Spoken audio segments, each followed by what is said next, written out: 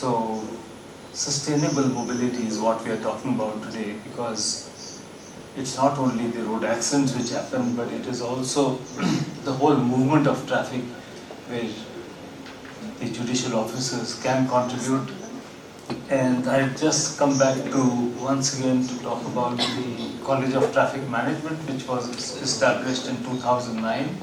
However, the organization was established by me 33 years ago in Delhi in 91. We actually have 6 working departments which together bring together the whole essence of traffic management. Is the Department of Traffic Engineering, where we are. There's a difference between civil engineering and traffic engineering. Here we traffic engineer the roads for improvement, the fixation of speed limits, road safety audits, journey risk management, hill region management, developing new codes of practice for training. So here we have a traffic management center where we train engineers from across the country. A full department of traffic enforcement where we are training the police officers, the transport officers, and also developing tools and systems of training, hardwares and softwares. So all the IPS officers from 2002 to 2019 have been trained here, and also the neighboring countries of police from the neighboring 7 countries, their police officers also come to our college for training. We also build enforcement vehicles. The interceptors, which were the first, came in 95, and as early as 96 they were a part of the National Republic Day Parade. It's the best technology, and again in 2001. Then we developed the Mobile Crash Investigation Laboratory, and in 2007. And I remember I came here in 2006 when the Chief Minister and the Governor had invited me, and I brought in the first technology vehicles, and we launched them here in Sikkim. So these were the 2 vehicles at that time. I don't know whether they are still here or not. And so we today have about in 25 states we have 700 of these laboratories, and we also have the opportunity to be training the military police in the Army, Navy and Air Force. And we have a Department of Driver Training and Road Safety Education. The sound is fixed, right? Sound, right? And we have then a Department of Public Health for Road Safety, which deals with post-crash management systems, a Department of Forensic Science, which is next to the NFSU Gandhinagar, and here we have a full BSc, MSc integrated program. Over 100 students are now working in crime scene investigation and also in road crash investigation, and a Department of Law. So the latest regulations for the Government of India on road traffic have been written by this department. Here we have a Road Safety Court of Justice where we are training prosecutors and judicial officers, and as like you here, we go to various judicial academies for training, and our faculties are like the former Union Home Secretary Shri G.K. Pillai. Who is responsible for the road accident?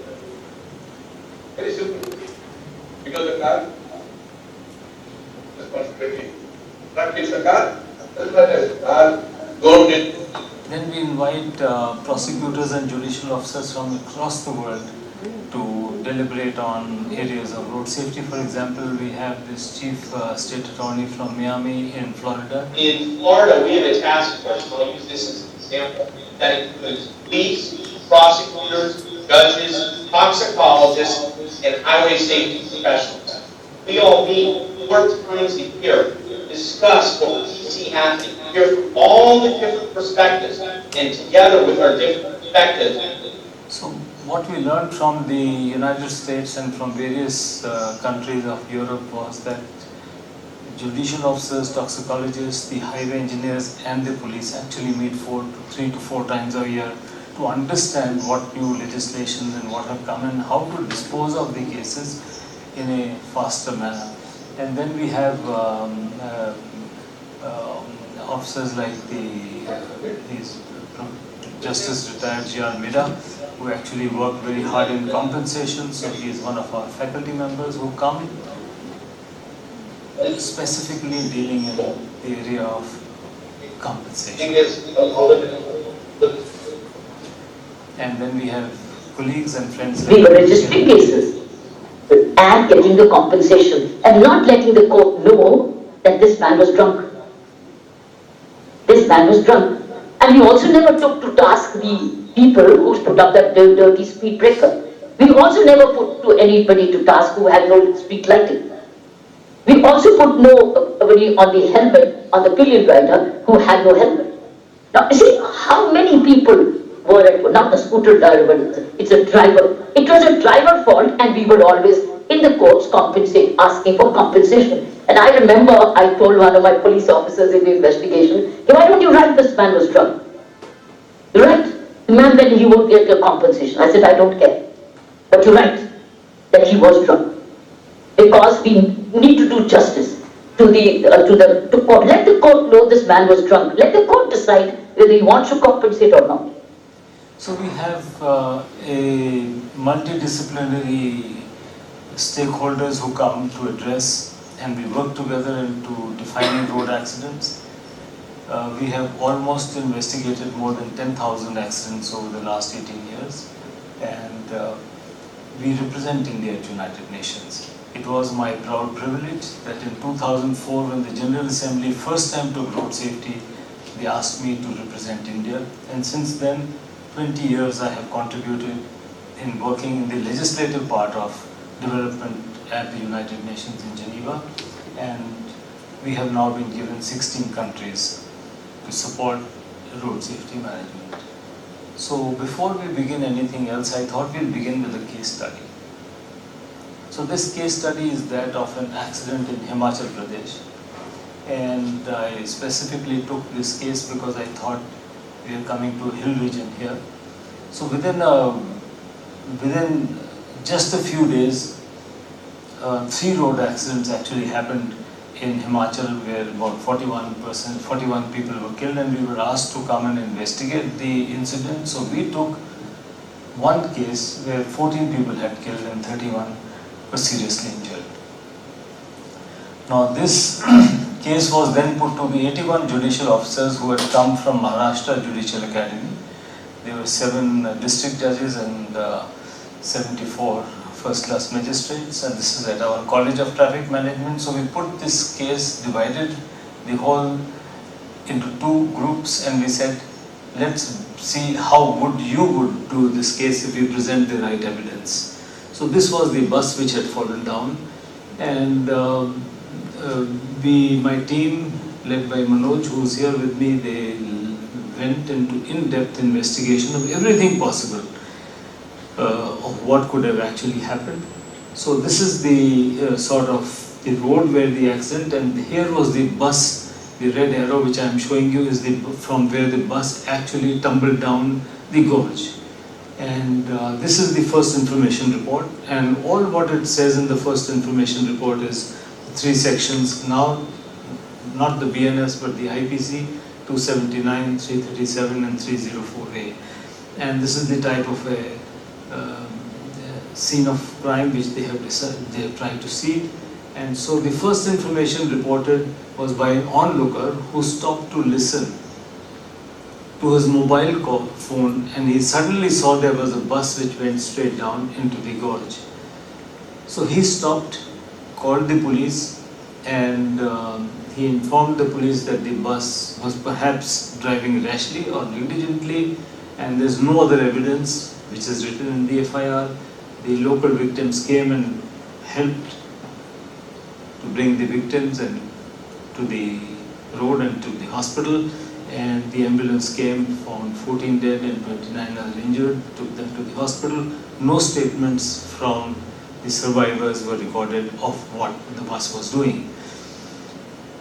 So one of the victims was a young lady from Kerala, and she was traveling with her sister and a brother who both died in the accident. So she was one of the people we met. She read in the newspaper and TV next day that the bus was rashly and negligently driving, and that the driver who was driving was rash, and she said this was absolutely wrong. So she approached the police station, asked the police officer to come, and she said no, the driver was driving very carefully, but he braked for some other vehicle, and that's how the bus fell down into the gorge. And the SHO informed it was too late. The FIR is written and cannot change it, and so the driver is dead, the problem is over, and so this was what happened. And so now we come down to the case. So here was the red line was of that bus, and the girl informed, the evidence was that there was a taxi which was coming from the other side. So this was not at all a part of the FIR or the charge sheet. And so here is the charge sheet. It again says the same thing what the FIR says, that the driver was driving negligently and rashly, and even the judge gave away the order. He accepted what was written in the charge sheet and said, yes, I accept, the driver was at fault, so the case needs to be closed. So this case was then put to the 81 judicial officers at our college, and we have in this court we presented the evidence, and so the evidence, this was the person who, not the real person, but What actually got feedback? On that day, I was driving my car. Meanwhile, so here we met this Dinesh Kumar. And that is the 50 rows, but suddenly I was out. Suddenly nothing giving for me. At that time, So it was not audible much, but we met the person who actually informed and called the police. When he saw the accident, we asked him, what did you tell the policeman? He says, I just told them that I saw the bus falling in the gorge, and the police said, was he rash and negligent? He says, I don't know, but he actually put the bus down, he must be rash and negligent. So he is defining that, what I said is that I don't know. I just saw the bus going down the gorge. And then we... One of the witnesses, who was a survivor of the accident, who came to us voluntarily because her voice was refused by the IO. he refused to disclaim. Yes, the whole process. So I can understand your situation. But what actually happened on that day?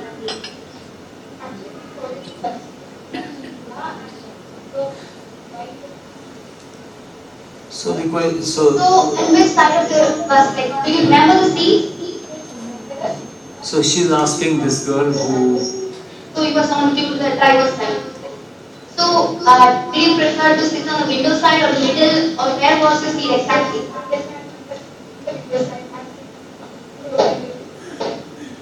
So where window side? Why were you sitting at the window side? So she said, I feel vomity and I wanted to see outside. I was sitting at the window side. My brother and sister were sitting next to me, and I saw a red car approaching. They said, did you see the model? She says, no, I didn't see the model, but I only saw a red car approaching, and I saw the bus driver brake. The bus was not fast, and he braked, and he says, we just saw that we were going down the gorge. And so she said, only one thing I saw, that when we boarded the bus, I saw the windscreen of the bus broken, and I went to the driver and I told him, this windscreen is broken, and he says, yes ma'am, it was just yesterday that we have loose rocks in the hill regions, so this actually went into my bus and it is broken. It will be repaired, but don't worry, everything is alright. And she took a snap of that broken windshield, and the snap was then given to us as the evidence. So this was what she told us. Now comes the next fact, is that this is the windscreen of the bus, and not recorded by the IO or anything. And so now we are coming to reconstruct the accident, but before we do that, we come back to the same point where we saw the bus. Now, a national highway 2-lane width, a lane width is 3.75 meters. 2 lanes, 7.5 meter. It's a national highway where both sides of vehicles are approaching, and in case there is no space of the road to be widened, you have to take a guarding engineering step that in case of an accident, vehicles should not fall down. And so the carriageway was just 4 meters, although the width total was 7 meters, but 4 meters out of 7.5 meters, the investigating officer failed to write. Then the next thing was there were a lot of potholes here on this side. And we asked in the hill region, do you go over the potholes? How many vehicles will travel over the potholes? So we put our cameras to see.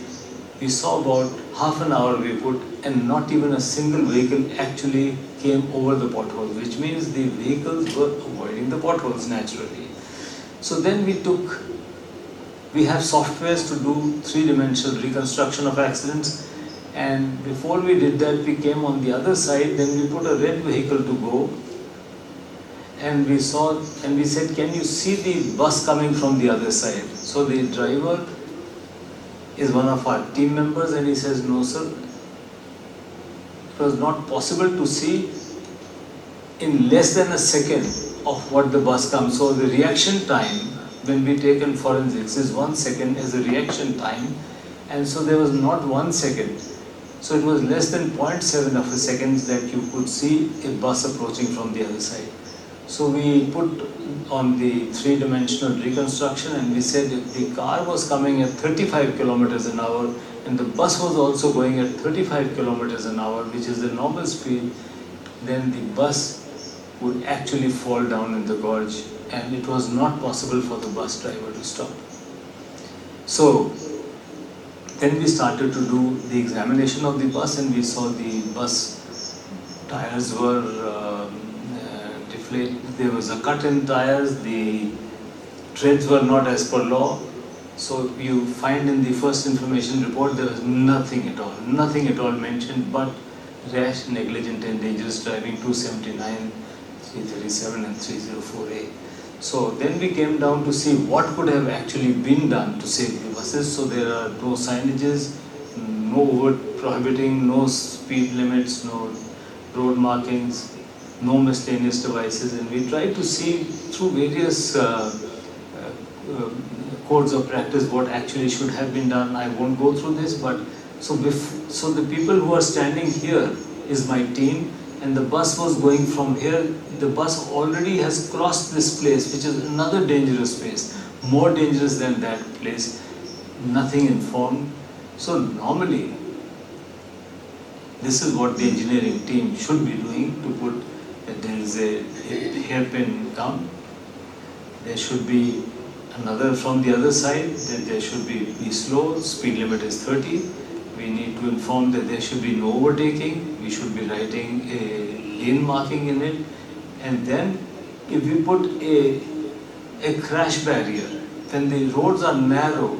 At such points you have to put a crash barrier. So it was not installed there. And similarly here that was not installed. And so this is the judgment. The accused is acquitted of the offence punishable under section 279, 304A and 337 of IPC, while section 255(1) CRPC. Public Works Department of the state is hereby directed to comply with all the necessary road safety measures in the entire state. The state government to monitor the above directed work of PWD and submit compliance report after every 2 months. TLSA is recommended to award adequate compensation to the families of the deceased in the present case via section 357A subsection 3 of CRPC. TLSA is also recommended to award adequate compensation of the injured persons in the present case via section 357 subsection 3 of CRPC. So finally it was all the 81 of our judicial officers divided into 2, they brought them together, they sat down, discussed, and they accused the Public Works Department of being responsible. And had they done all this, we would have not saved 14 lives, but many, many more accidents which actually have happened at this time. And the biggest thing is that when you accuse the driver only, this place will never get corrected. And more people will die.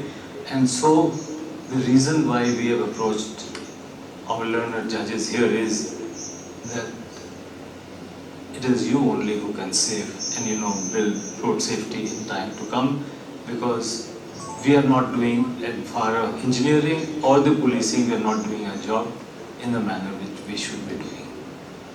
So as we come ahead, we came up a few days ago, it was about I think 2 months ago, similar case, and we were trying to see, it was 22 people get, 57 injured, and the same case again. 144A at Tungi Mode in Kalidhar area of Aknoor in Jammu and Kashmir. The bus carrying Uttar Pradesh registration number was on its way to Shiv Khori Shrine in Riyasi district when the accident took place. According to sources, NH 144A was in a bad shape due to ongoing road widening work in various So they stretches. said it was in a bad shape, but did the FIR write it was in a bad shape? No. The FIR has not written the road in a bad shape because you want to provide compensation to the people, and so you do not want to write such things, and this is what bothers us much. You say what happened. Now here we come down very fast to. So today we are going to spend whatever time you have until 3 or whatever time you have. We are going to do a quick diagnosis of what is unsafe part of the roads. And so road unsafety means two things: the causes of unsafety and consequences of unsafety. So both equally we have to look into. And as we look first into the road safety statistics of India. Today, friends, according to the data, we've got 1,70,000 people die in India every year. And right from 24,000 in Uttar Pradesh to less than 100 in Sikkim. That's the story which goes in. And the World Health Organization, which actually looks after the hospitals, data from the hospital says your data is 50% incorrect. Means your deaths and serious injuries are covered. And we quietly accept it because we don't write serious injuries. We hardly write serious injury. We also do not write. We wait for 30 days to see that the serious injury has become death or not. So that again is another factor, and we quietly accept what they are saying. And according to WHO, 820 people die in India in road accidents every single day. And people are seriously injured in road accidents every year. And if you look into the data, we don't have any sort of a data which tells us how many people would never be able to survive or work, and the worst part of it is that how many people, families will get into poverty. So this is also not known to us. And so less than 10,000 murders in India, and so 30,000, and then 3 lakhs, 10 times the cause of accidents. So, and then what happens is that we ask in India, what happens, who dies, and so they say 44% of people die in India two-wheelers, and over 20% of people who die are pedestrians. And so we have a massive issue across highways that we do not cater safe placing cases for pedestrians, and also 44% two-wheelers. So now we come down straight to Sikkim, and you just have about 12,000 kilometers of your roadways across the whole state. And but if you look into the people where they die, it is the national highways are just 4%, but people who die on the national highways are 35%, and your state highways are 5%, 28% deaths. So actually 9% of your highways today are accounting for 63% deaths. And so here is where a lot of concentration is required. We were discussing with the director today the issues we are facing with the major roads, and the type of traffic which is going, and the desperation of which is going, and then the whole tourism actually is dependent upon the movement of traffic.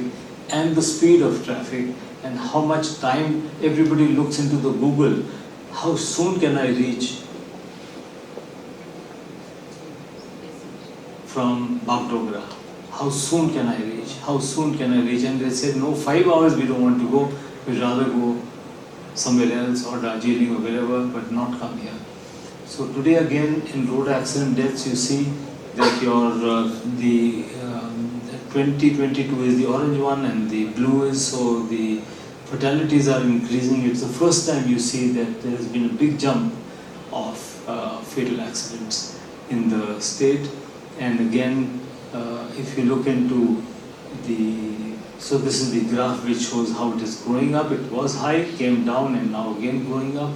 And that's the month-wise which is happening. So again, you see the months which are really high are April and June. May not be true again, but what time the deaths actually happen is somehow between 3 and 6 p.m. of the day. And again, the modes of transport, who is actually dying is the cars, which are, people in the cars are actually the most vulnerable, which is totally different to what the national statistics are. And here the pedestrians are just 10%. Of course, you don't have bicycles, so no bicycles. But trucks and lorries are 20%, and more of what you see is 49 or 50% are light motor vehicles. So, which means that they must be driving fast. They must be in such a manner that we need to concentrate also on this.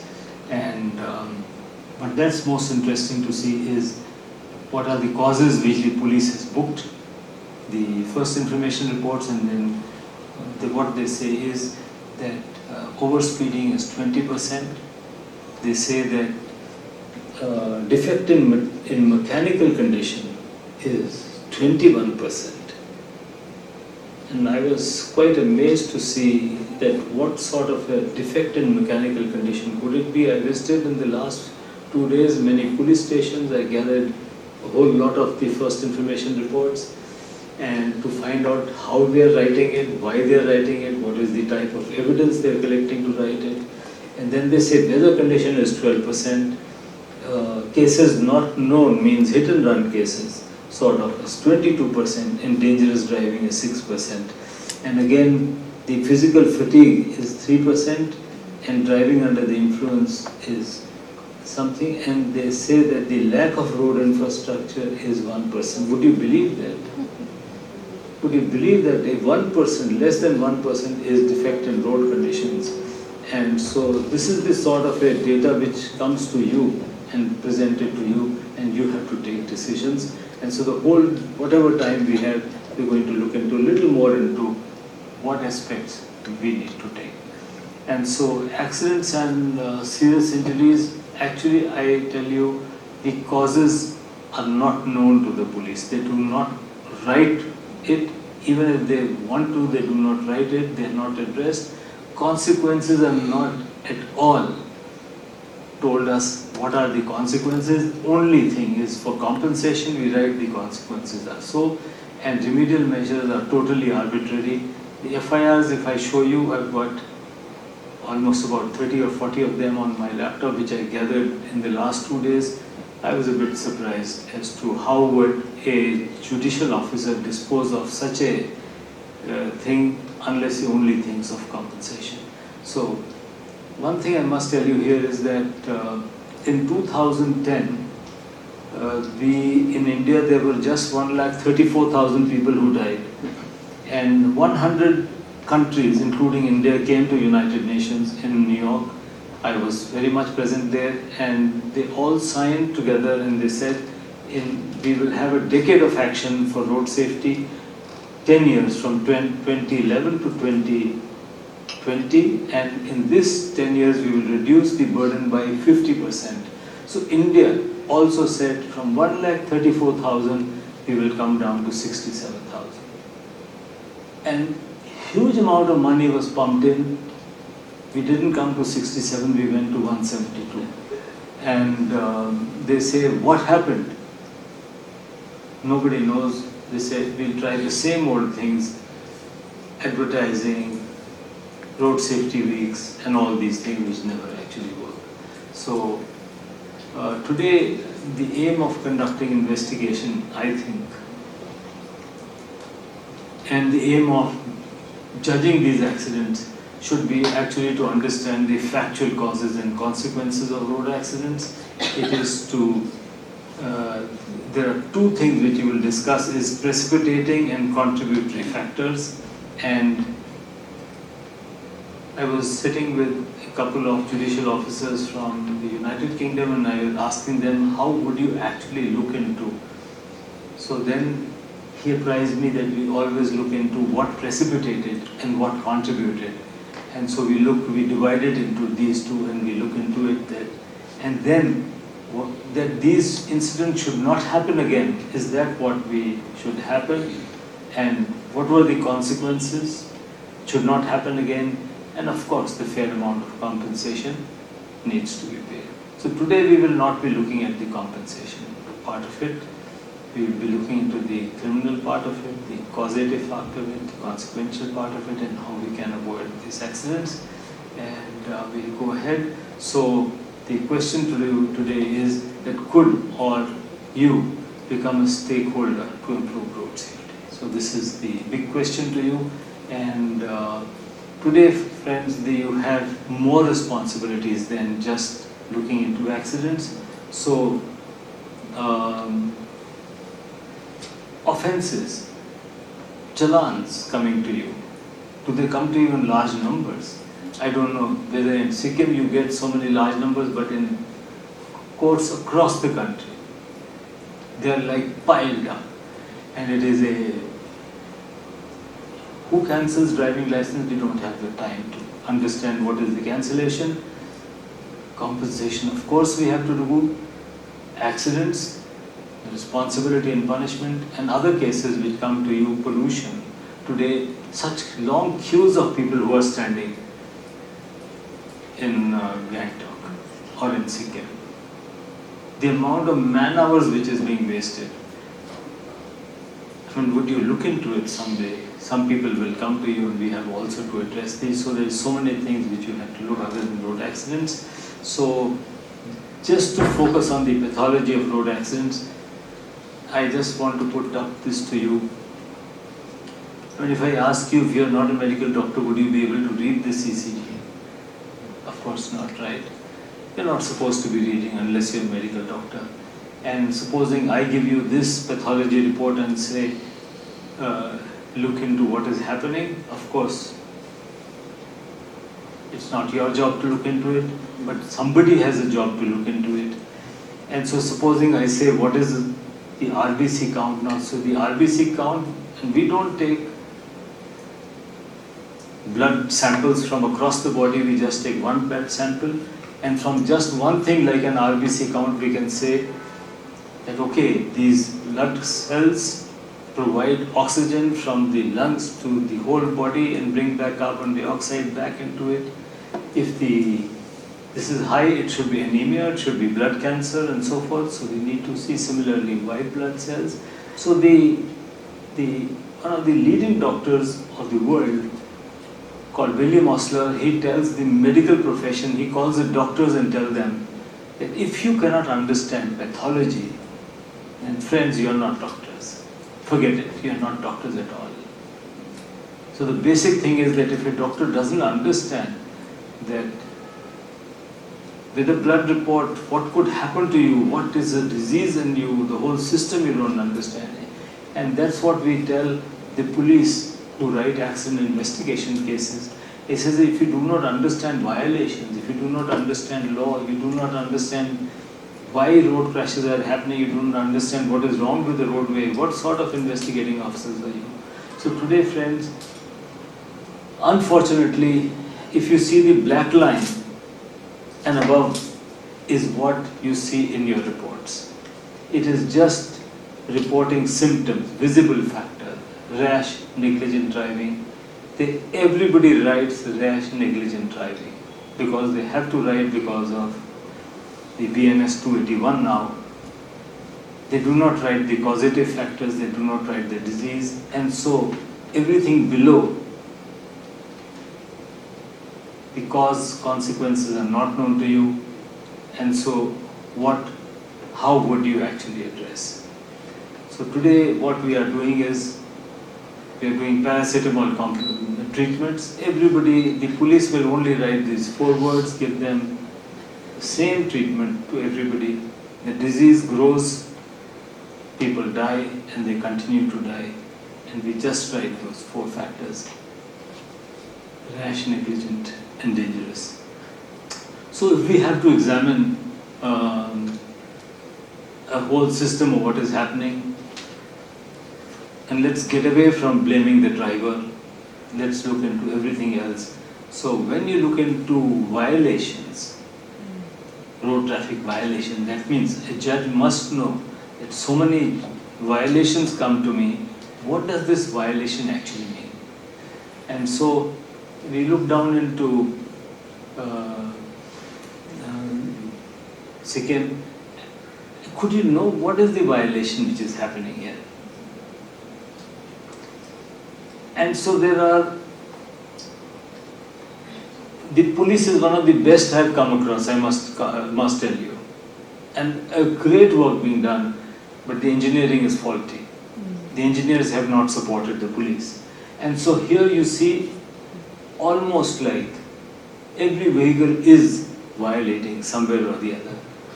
You come down to the violations of, now 2-wheelers will go naturally, and they will go, even at bends they will drive at such high speeds. So what are they trying to violate? What is this violation? How would you define such a violation? Of course, most people do not use mobile phones here, but people do use. We are trying to capture how people are using mobile phones very candidly, but you are the only state which I have seen that people are not using Bluetooths and easy to use mobile phones while driving. Either it's more of drivers who are driving or what. You have going through no entry streets, again it's a violation. So I think so, the no entry zone cut off of the way.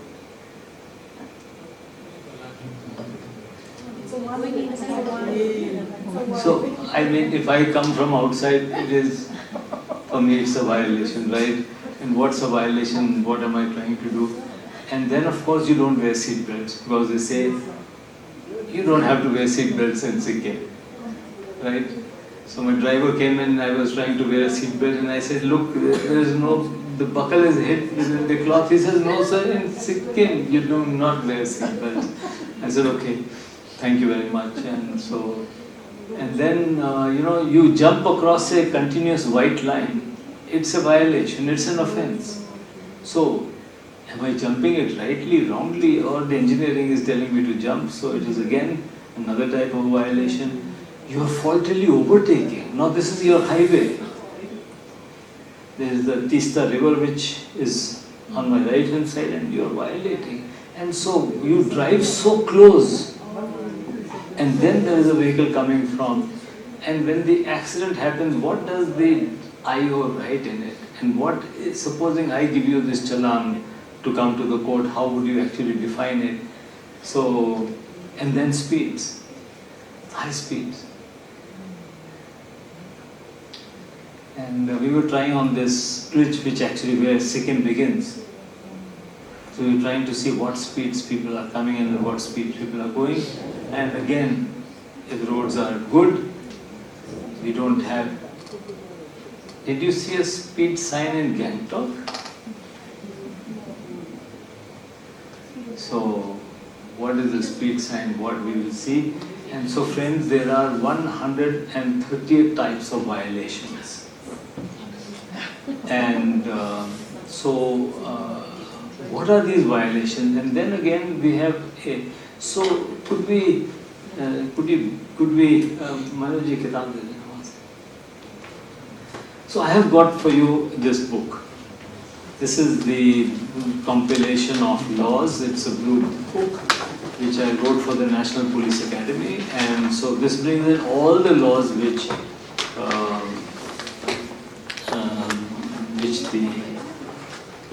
are applicable in India now.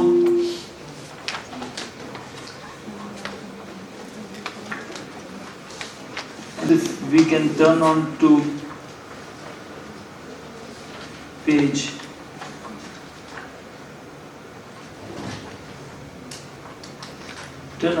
75. And if you could also take a pen and underline composition of certain expenses, certain offences. Now this says that the police can take money by either collecting cash or they can get it in their office. People can come and pay challans. So these are the only sections. Section 200. So this is all what the police can challan. The rest must go to the court. So this is what the police can do, and so you see here is then in 2019 we got the new Motor Vehicles Act, and when we get a Motor Vehicles Act, the Transport Department has to issue a notification as to who in the police and transport departments can challan and to what extent, because you can go more than what central government recommends or you can go less, so it is up to the prerogative of the state. So here they write many types of violations which the police can book, and then comes all these which have to go to the court. So all these fines have to go to the court.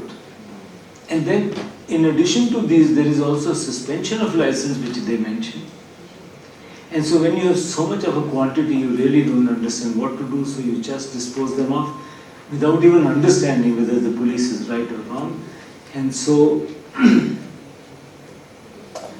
so should the judicial officer, my question is, should the judicial officer understand the validity of such offences, or the causes and consequences behind, or should they presume that whatever the police is saying is right and the road user is always guilty? In Delhi, I just presented to my Delhi Police Commissioner that 65% of the challans we are issuing are not right. The drivers did not willfully, by purpose, violate. It is something wrong which happened. And so, because people don't know, the police doesn't know, and the engineers do not take responsibility, so what happens is, you presume that the road user is faulty and he has to pay. And so road user is not always guilty, it is we make him. So today my next question is that if you want to get a license to drive, what should you know? I mean, what is the basis of getting a license to drive? So that's our next part of our session which we are now getting into.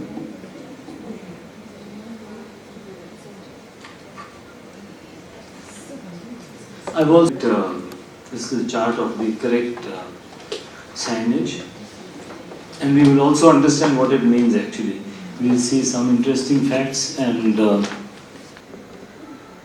earth is moving fast, but you are not moving with it.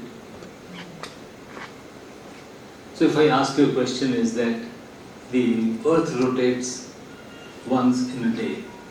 The axis is not straight, the axis is slightly tilted, slanted, and in one day the earth covers the whole around its axis, so you see the sun, you see the night, you see. So what is the speed at which the earth is rotating? But you are not moving. If I shake the table even a bit, I feel there's an earthquake or something. But what speed are we moving? Did you ever think about it? Maybe some thoughts you've got. We learn some seconds per so much and all that. what is the speed at which we are moving? Would you like to guess? Just for the heck of it. 10, 20, 30, 40, 50, 100, 200. 50 to 60. Even faster, but you don't know about it. The aircraft today, commercial aircraft moves at 900 kilometers. So fast. So if we just try to see that what is so the earth is moving today at 1,700 kilometers an hour. We are moving at 1,700 kilometers an hour and you do not feel it. And if I ask you, you say, I don't care. Let it move. That's not. Why should I be interested in it, right? But you have to be interested. There's nothing which you should be knowing, because if you are a judicial officer, you must think everything what I see, that what is he? You saw me in the morning, you said this must be a crook. How do I know that this fellow is right? What is he doing and all that? I mean, you need to interrogate me, right? We need to all think about what is happening. Where are you sitting? Is this east, west, north, south? Who's coming? What is happening? Anything can happen today. So the earth is rotating at 1,700 kilometers an hour around its axis. Now this very earth is rotating around the sun. It takes 364 days for this earth to rotate around the sun to complete one full round. So 1 day short of 365. It rotates on its own, and it is rotating around the sun at what speed? At what speed? And then it rotates around itself, it is rotating at 1,700 kilometers an hour, and then it rotates around the sun as well. And you know how much? At 1,10,000 kilometers an hour. 1,10,000 kilometers an hour. And we still don't feel it, and we don't want to know about it. That's another factor. And then this sun is moving in its own galaxy, in the cosmic world. And not only the sun, we are all moving. Every star is moving at a speed. And so the sun moves 9 times faster than what the earth is moving. So about 10 lakhs of kilometers an hour, the sun is moving, and none of these celestial bodies is crashing with each other. None of them. Just because there is an underlying algorithm of gravity. And so if you look into any software we make, any software you can say, your mobile softwares, everything, rockets, everything is based upon a certain algorithm. And wherever we are looking at the algorithm, we take cosmic algorithms, because they will never go wrong. And so what happens in India is, in the earth here is, in the world here is, that we do not look into the cosmic discipline. The people who die in the world, and every day, 820 are in India. Since we have this 2-3 minutes, if I can present one of the short films which I presented at the United Nations, I think I have it here. Is he inbound to JFK? We don't know. You don't know where he is at all? We'll call you back as soon as we know more info. Thank you. Okay. This was not the first organized attempt by a group of humanity's enemies to disrupt peace, but it quickly became the most talked about. It will not end until every terrorist group of global reach has been found, stopped, and defeated. Brussels, London, France, Jerusalem, Russia. Terror attacks started getting more and more attention by the media. and global citizens alike. A terror attack in one of the most famous tourist spots in the world. But we will never be defeated. Their mission to kill as many people as possible.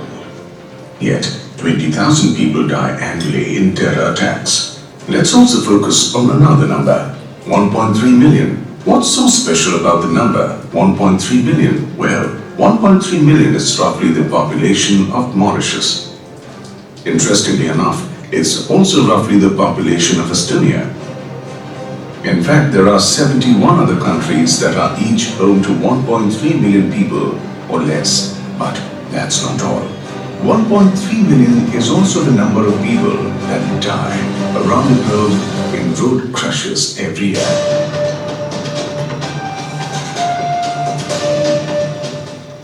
1.3 million annual global fatalities is like wiping off one nation every year.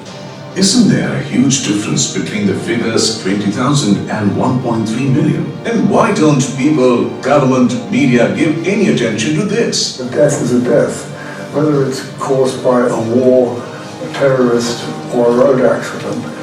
And we really have to be quite shocked, even angry, that across the world, the number one killer of young people is road injuries. One road crash fatality is a calamity for a family, and beyond this one, it becomes statistics. It is unfortunate that in developing countries, people believe that deaths via road crashes are inevitable. Do you believe they are inevitable? These deaths are no less than murder. These should be equated to that of acts of terrorism. This is actually the greatest calamity we have on our hands. Let us talk about dharma. Dharma is a Sanskrit word.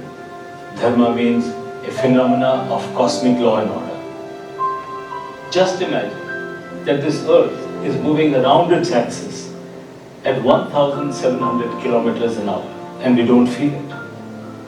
And in turn, this earth is spinning around the sun at 110,000 kilometers an hour, and again, one doesn't even feel or imagine what is happening. And the sun is orbiting around the center of the Milky Way 8 times faster.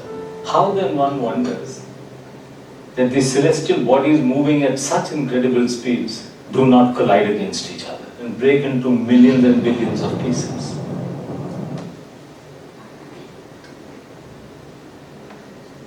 There is a celestial order. The speeds are set, the motions are set, the gravitational law is set.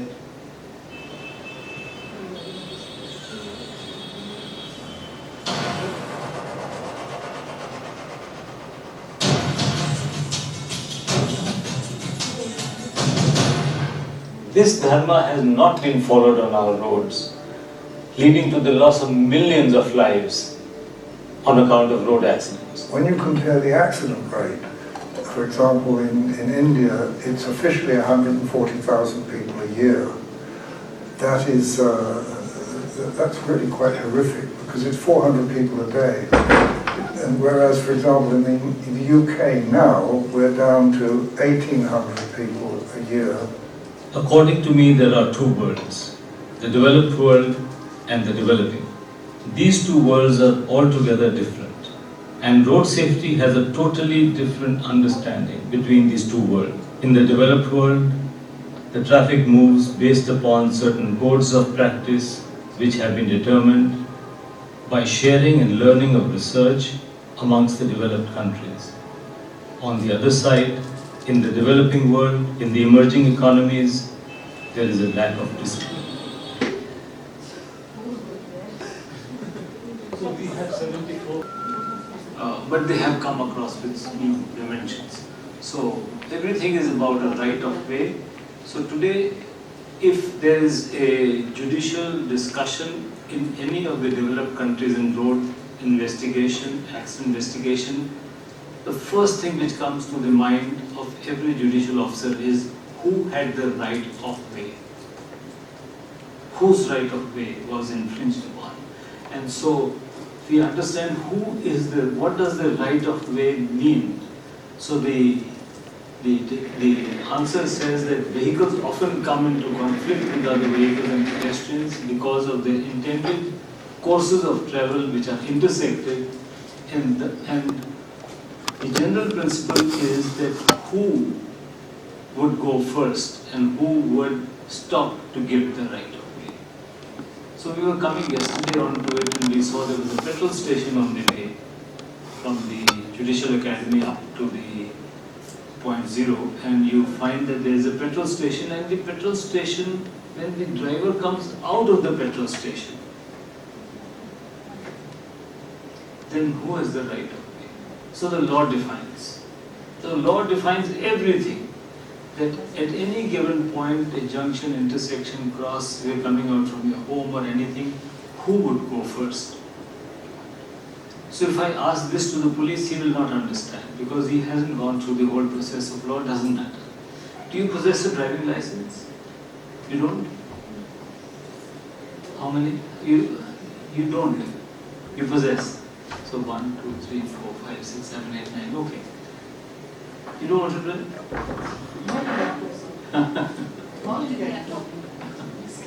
Okay.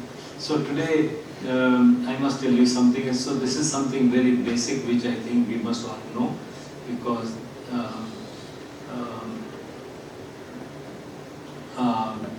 I believe that if you are judging somebody, you must feel that if you were driving, what did this person really do? So today the license is issued in two areas. When you write to the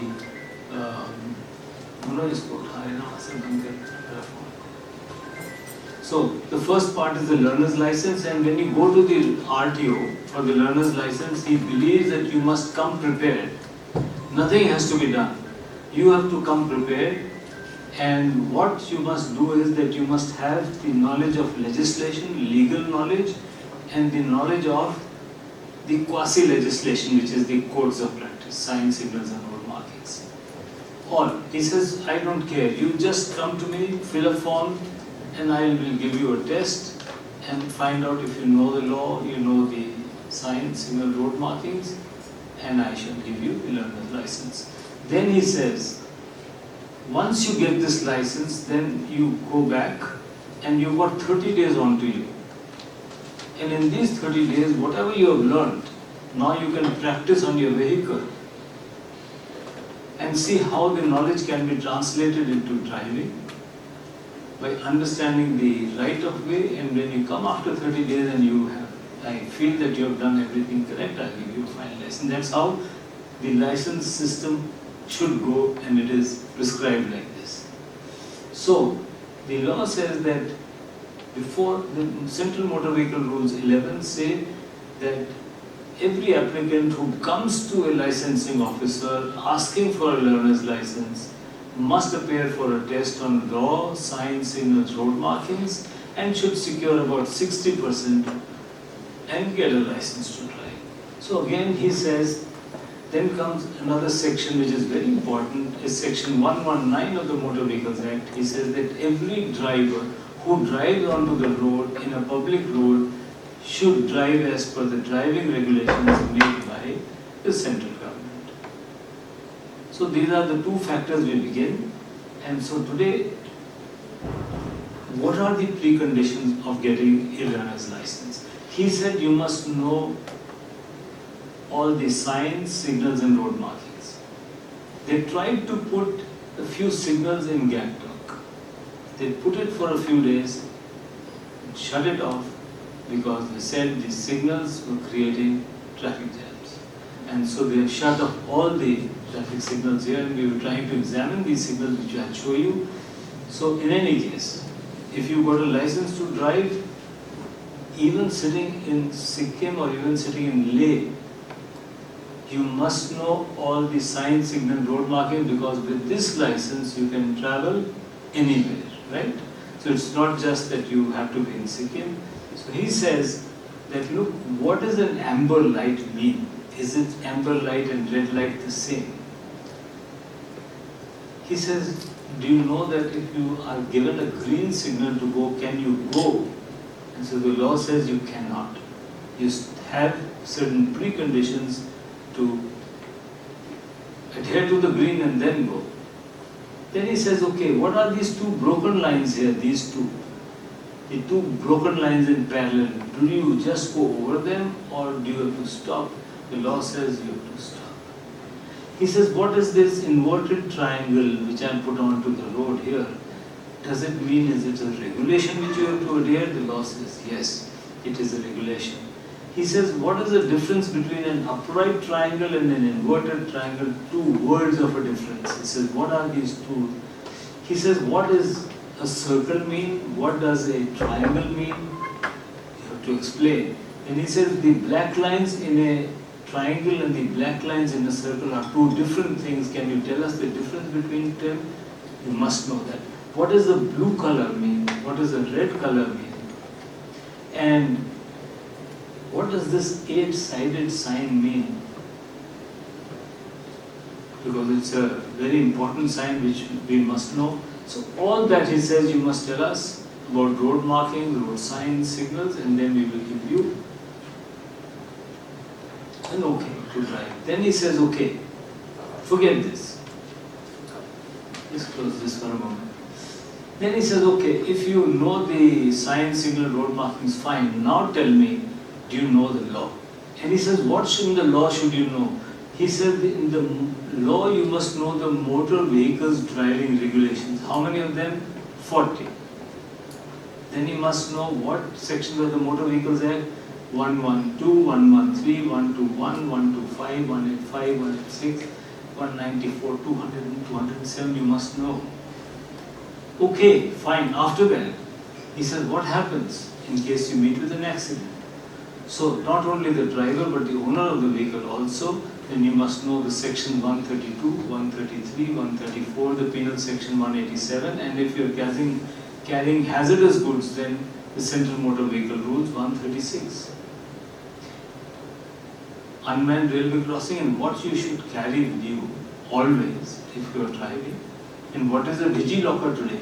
How do you put the documents in your DigiLocker? What would you assess? And you must know about it. Because the license has to be cancelled directly, indirectly, through the internet, through artificial intelligence, so you must know all that. So all this knowledge we must know before we get a learner's license.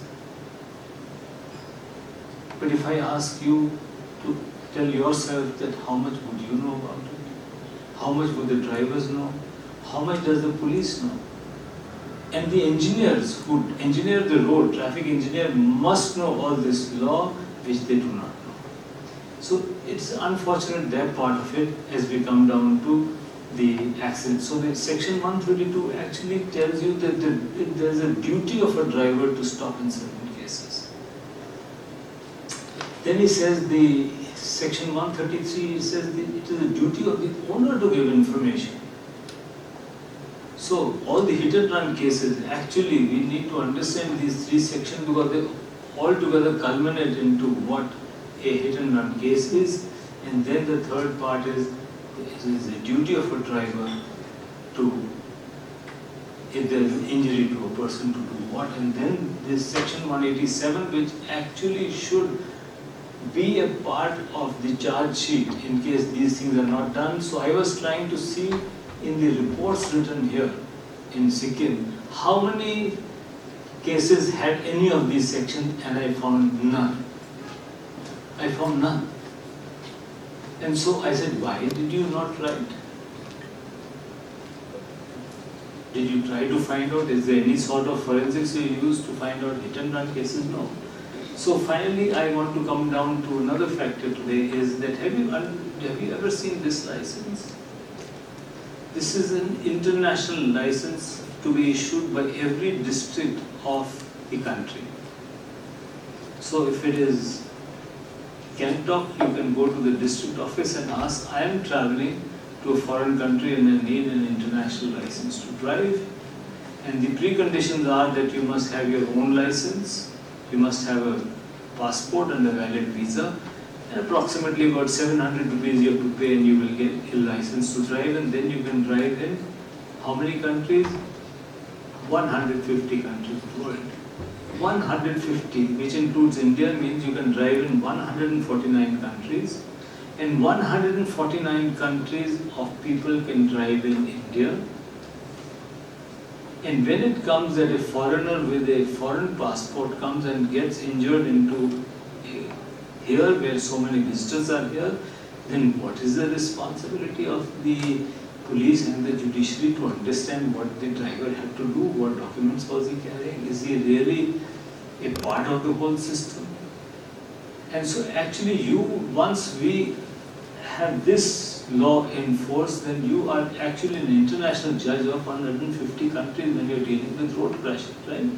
So today, just to tell you that what does that international license mean, I just put some of these currencies onto the thing. Supposing I ask you what is this currency on top and this, what is the denomination of either of these two? One is Ghanaian, the other is Omanian, Mahatma Gandhi is on that or whatever. So, but you do not understand these. Now, here would you understand what is one factor which you can understand is denomination. And may I ask you, what is the language of this denomination? Number?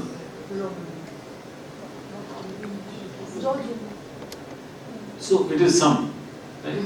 So we call it Anglo-Arabic, and now we generally call it English. These are in English, these denominations. And so 195 countries are today recognized by the United Nations.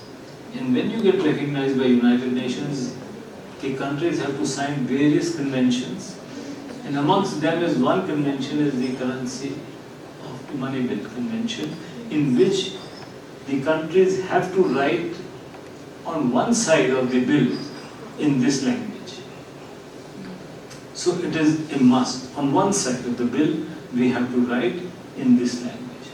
So also India writes, and today, just for your information, that amongst the recognized languages, we have so many numeral forms in India, from Anglo-Arabic English to Devanagari to Gujarati, Punjabi, Bengali, Odia, etc. till Malayalam, and there may be more in hill and district regions which we are not aware of, but we use one single, at least for our motor vehicle number plates, that we do not write or whatever.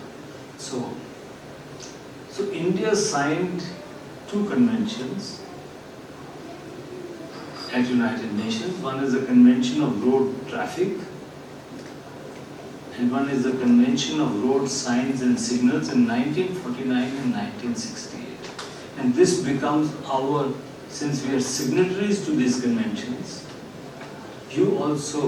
they become a part of our legislative system, and this is governed in Geneva. There is a transport unit in Geneva where I am responsible for 16 countries to examine what is happening. So you cannot, if a sign, signal, road markings has to be the same in 150 countries.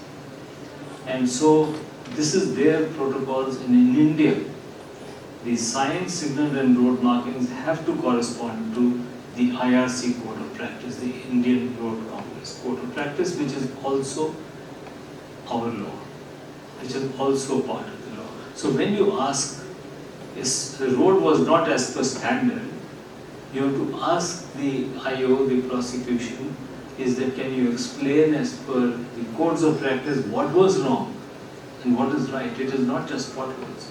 So here comes the fact, which I will come later again into what are the codes of practice. So we have 39 codes of practice, and so the global language, if 150 countries have one singular license, what is the language of communication?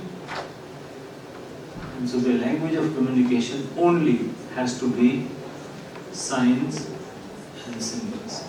So the next 20 minutes, we are going to look into signs, symbols, and I will give you this law, and I can tell you one thing, you can go to 150 countries when we assemble now, after this, then you do not have to ask anybody, you do not have to open a chart to read, write and see. You will be the master of this chart. So that is an assurance. And so we'll be doing some little bit of, are we breaking? 11:30. Is that I was traveling to Amritsar the other day, and there was something written in Gurumukhi Punjabi language, right? And the cop asked me to stand and said, why you jumped? You violated. And I said, I don't know the language. And he says, you come to Punjab, you must know. Of course.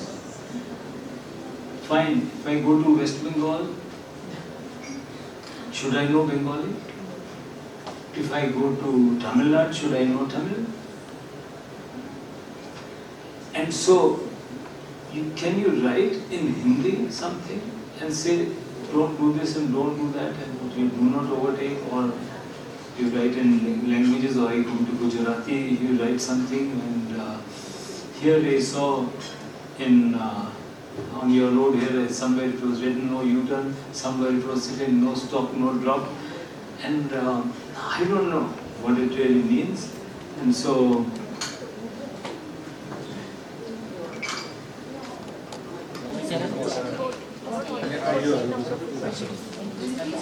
sorry. Since we are a small group, I'll be happy if we can have your introductions. Normally when we go to judicial academies, there are huge big groups. And so we'll begin with you. Sir, my name is Karma Putia. I'm Principal District Judge in Gangtok. Thank you. So,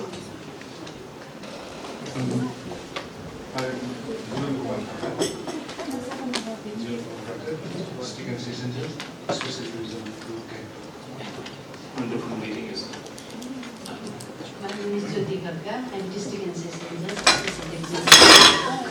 In Gangtok.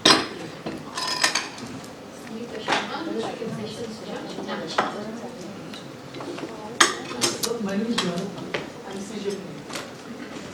My name is Rohit. I'm posted as civil judge from Judicial Magistrate.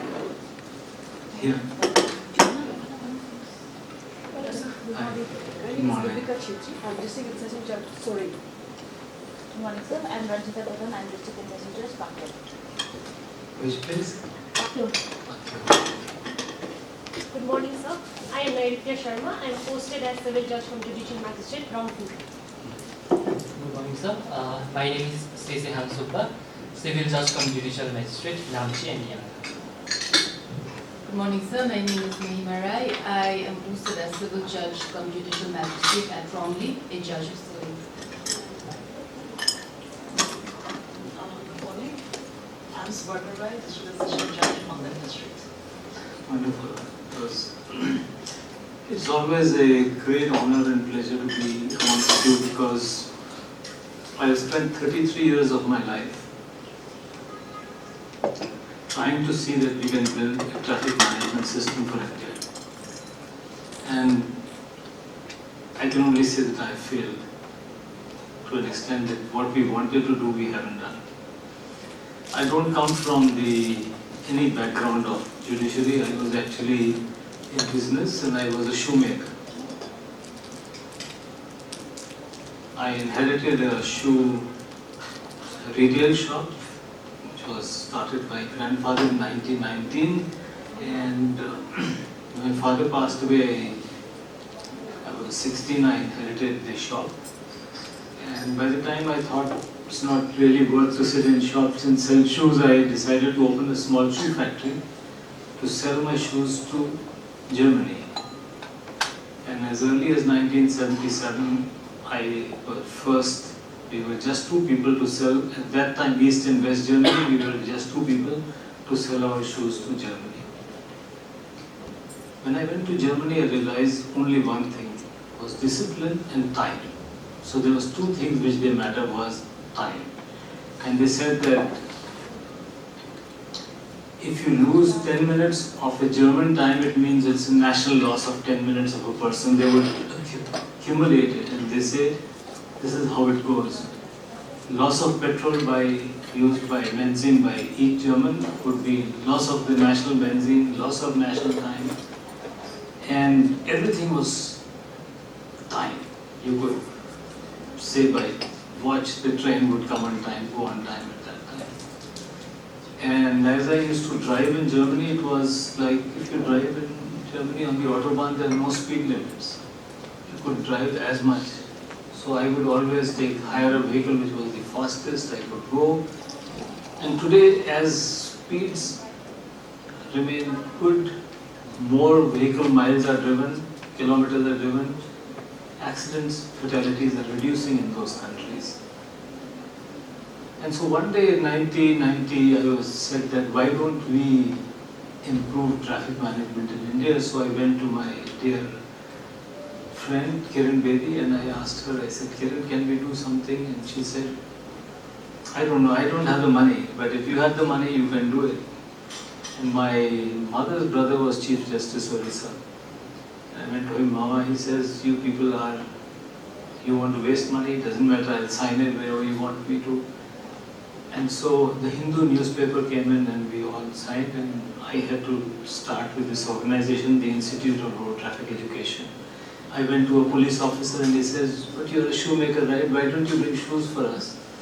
So for 10 years I used to carry shoes in my vehicle because we were a popular brand in North India. So I used to carry shoes and they said that shoe fellows come. So I could bring in road safety because of shoes. By 2000, the National Police Academy recognized that I've done a lot of research in this field, so they asked me to come, and since that time I've been training the IPS probationers and from other services to IPS, etc. Until 2000, and I was a BCom student. That was in 2004 I was doing a training for engineers in Iran, and I met a professor from Birmingham University. And he says, Doctor, you are doing a wonderful job. Why don't you teach in my university? I said, Harry, I'm not a doctor. I'm just a graduate in commerce. So we had a discussion and he says, why don't you start your education? And so in 2004, I immediately decided to start with my master's in traffic engineering at the university, and he says, there's nothing called online, you have to come. So 7 days a month, and I used to go on the 20th of every month and come back next month, 10th. And I completed my master's, completed my doctorate, and now I have to teach PhD students in Birmingham University. I do that, I go there twice a year, but I do online training for them. But when I got my BSc, I got my PhD at that time, it was my age of 58. And I can only say that nothing is achieved in one lifetime. It's many things. And today as I come training the police, I have lost the engineers, I've lost and I said the only person who can pull the plug is the judiciary. And so I've achieved a lot good in Maharashtra. A lot of judicial officers do call, we discuss cases online, we say what could be done. And we're bent upon the thing that if you ask a question, a charge sheet, in the manner it is, you have the right to correct what actually happened. And so that was the purpose of our coming here. And I made sure that I am not in any case creating a burden to the judiciary. No judicial academies and said, this will be my social responsibility to be here amongst you and utilize the time to bring in that knowledge which I have gained over 33 years. So it may be boring sometimes and make it interesting, but let's go ahead to see what actually it is mean. So when you look at food, you don't have to read samosa, right? So here also in the world we look at science, we should not be looking at what is written, it has to be in a language of signs and symbols, and so that's what we are coming. So we have 4 languages. and we call it the language of traffic control devices. It is written like this: traffic control devices, signs, signal, road markings together have one word, is called traffic control devices. And that's what the law also asks, that are you aware of traffic control devices? So the first language is that of traffic signals. The second language is that of road signs, the pavement markings, the road markings, and the fourth is that of miscellaneous devices. So the next half an hour if you give me, or 20 minutes if you give me, I can assure you one thing, is that you will never have to read it. You don't need it again. You will know on your fingertips what it means, and you could teach anybody, your children, whoever, that what. So the first thing is that we have signals, and signals again are of two types. They are the electronic signals, and the others are that of the hand signals of the police. And I saw yesterday and the day before that the police here is doing a wonderful job on managing that junction intersection, which I wouldn't be able to do. Wrongly engineered systems, and they're managing it so well. Hats off to the Sikkim police and young officers, young girls and boys. Fantastic job. Everybody looks young here. You can never judge an age. It looks at least 20 years the difference between what you can see outside and here. And so the second is that of the road signs, which are the signs posted onto the road, and these are of different types, shapes, colors. And the third is the road markings. These are painted onto the road. They are white, they are yellow, and also they are double lines, single lines, and they are also on the night when you see is the cat's eye is reflective. We also call this as road marking. So, please, I'm so happy that you. I think these topics are not only very interesting for us, but it will be informative, educative for drivers also. So if you permit, please do call them. Please do call them. Please do call them. I'll hold on for a minute. Please do call them. Thank you. All the drivers. Visual signs today are recognized.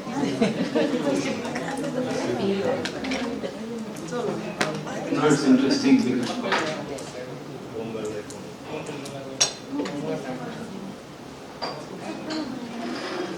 so I got this when I was invited by the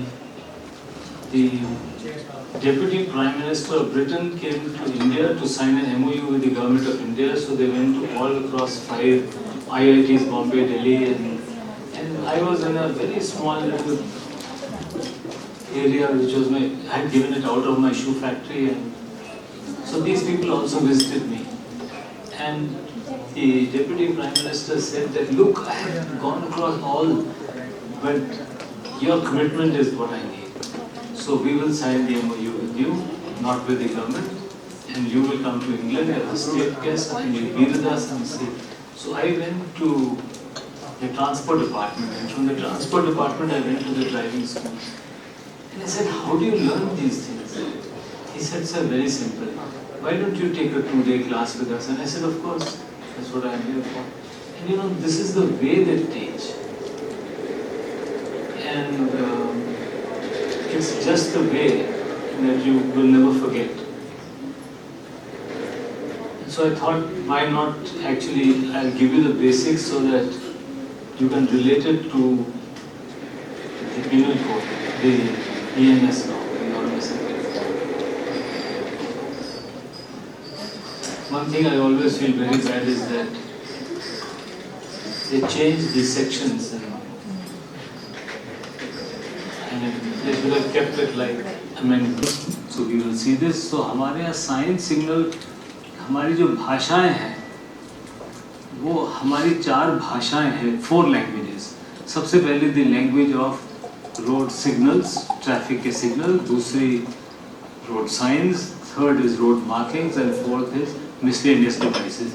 ये हमारी भाषाएं समझनी है आपको. The first is of that of signals.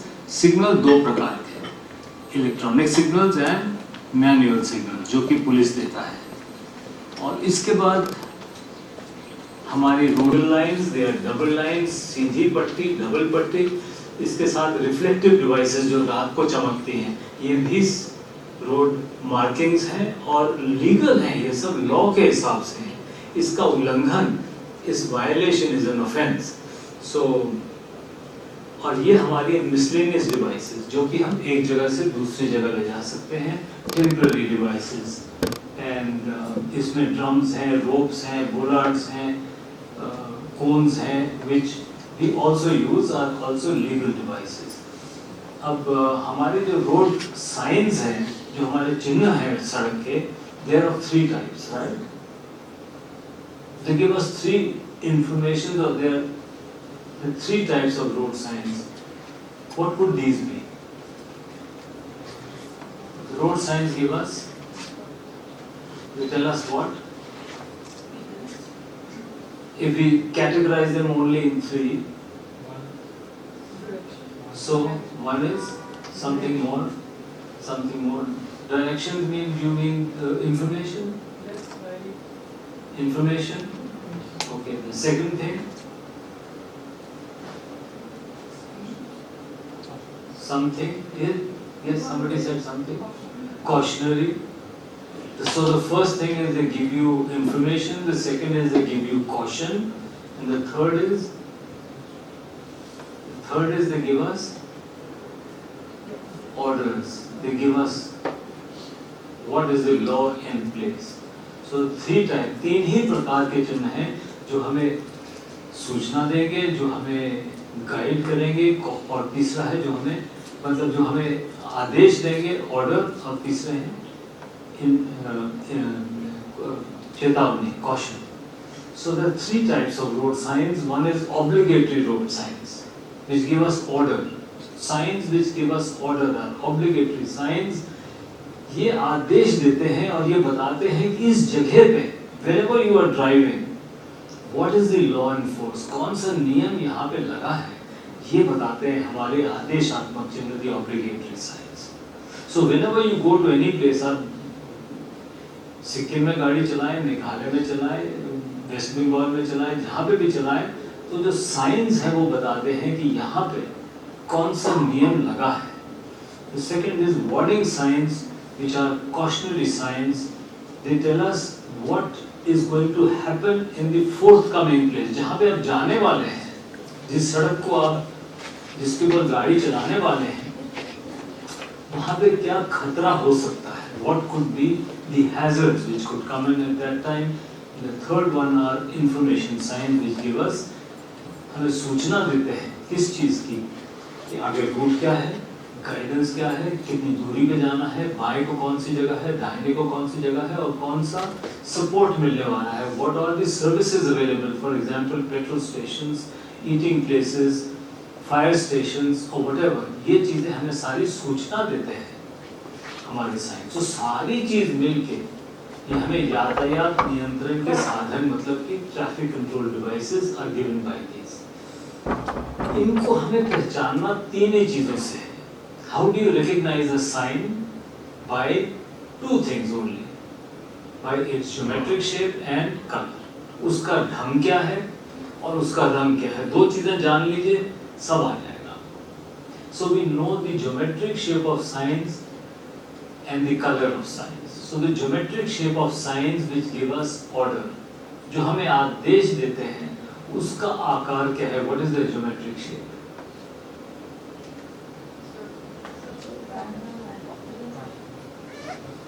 What? You put everything together. 2 things could be good. So you are. I'm so happy that at least we are speaking. Please बताते रहिए. आप भी पीछे से हैं. आप सब यहाँ पे हैं. Let us have a discussion. So we will. So we have. Geometric shapes, as you rightly said, the geometric shape which give us orders are, you said circles, right?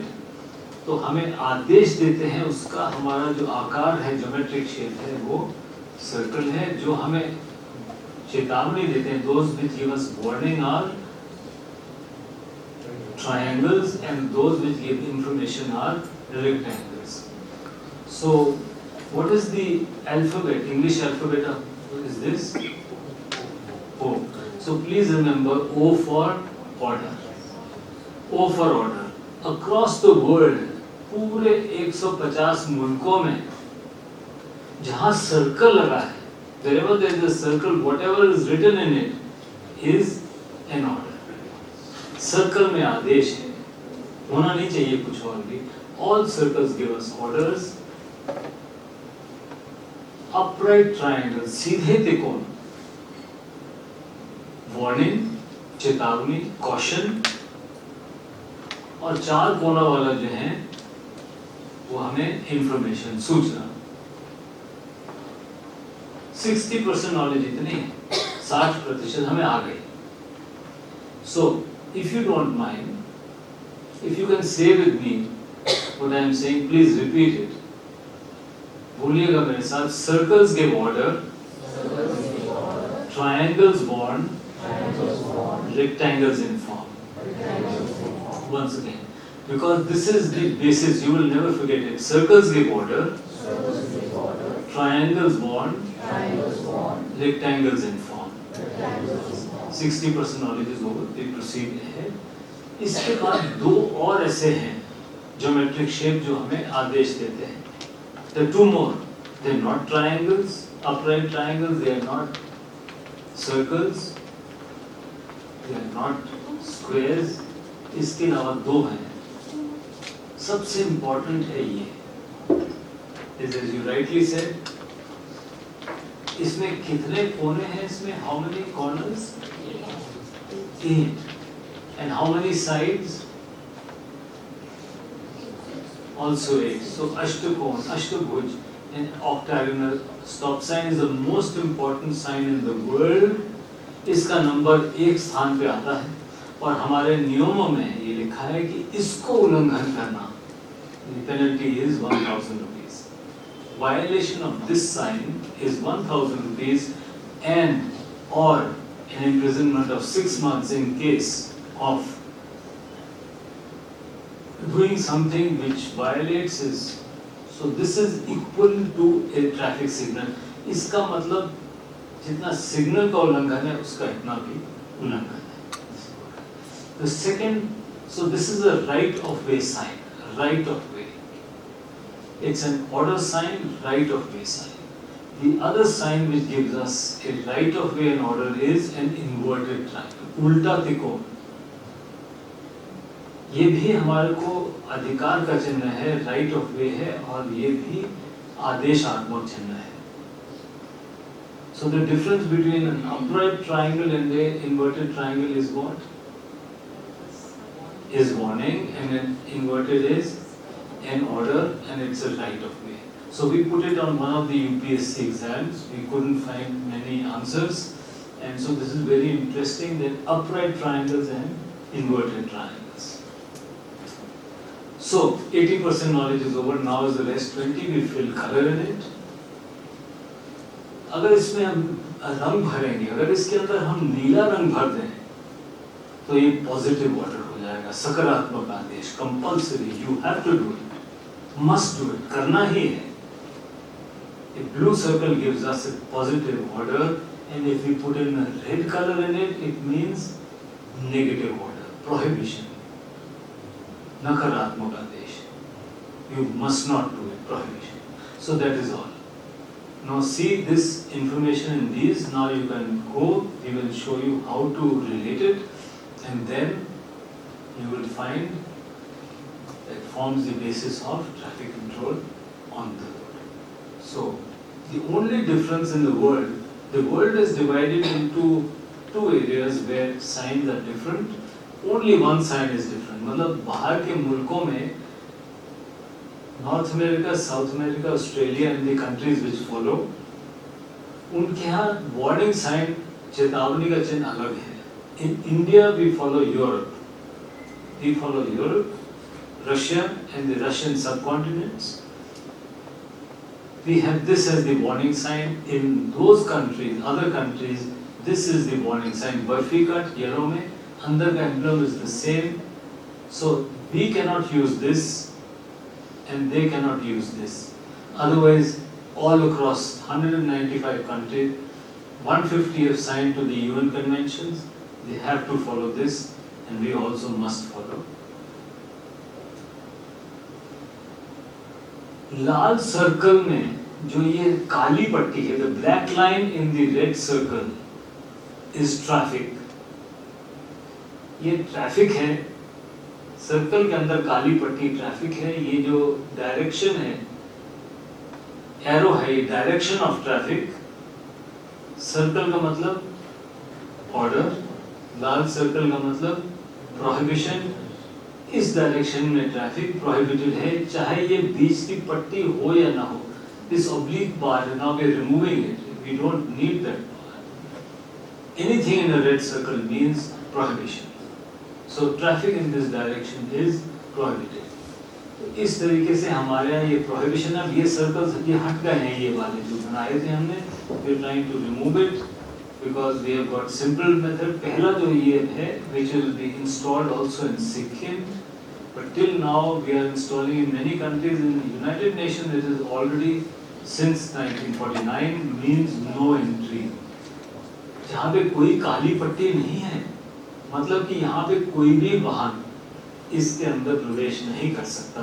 No entry for all types of vehicle is this sign. If you come and to look into the red circle में 50, 50 in a red circle means maximum speed limit, right? You cannot exceed this limit. It's a prohibition to go over 50. जो भी circle में है, whatever is in the circle is prohibited. If this line is there or not, the oblique bar is not important. Whatever is in a red circle is prohibited. If you put two vehicles in it, means all vehicles prohibited. ये जो चोंच है, this little triangle here means vehicle. ये जो चोंच है, इसका मतलब है गाड़ी के बारे में बात करना है, कि vehicle के बारे में. ये little corners are, so means that इससे ऊंची गाड़ी नहीं जा सकती. The height of the vehicle is restricted. The breadth of the, इससे चौड़ी गाड़ी नहीं हो सकती, इससे लंबी गाड़ी नहीं हो सकती, not longer than this. इससे भारी नहीं, not heavier than this. And per axle का वजन इससे ज़्यादा नहीं हो सकता, because all roads, bridges, culverts are built upon a weight and speed. Two things we look into by building roads are weight and speed. So that is what it comes in this part of it. उसके बाद दो sign ऐसे हैं जिसमें लाल भी है और नीला भी है. एक सिंगल क्रॉस है और एक डबल क्रॉस है. ये पार्किंग के साइन है. A single cross means, single cut means that you cannot park, and a double cross means you cannot park or stand. No standing, no halting. So there is a difference between, फर्क है इसमें parking में और खड़े में.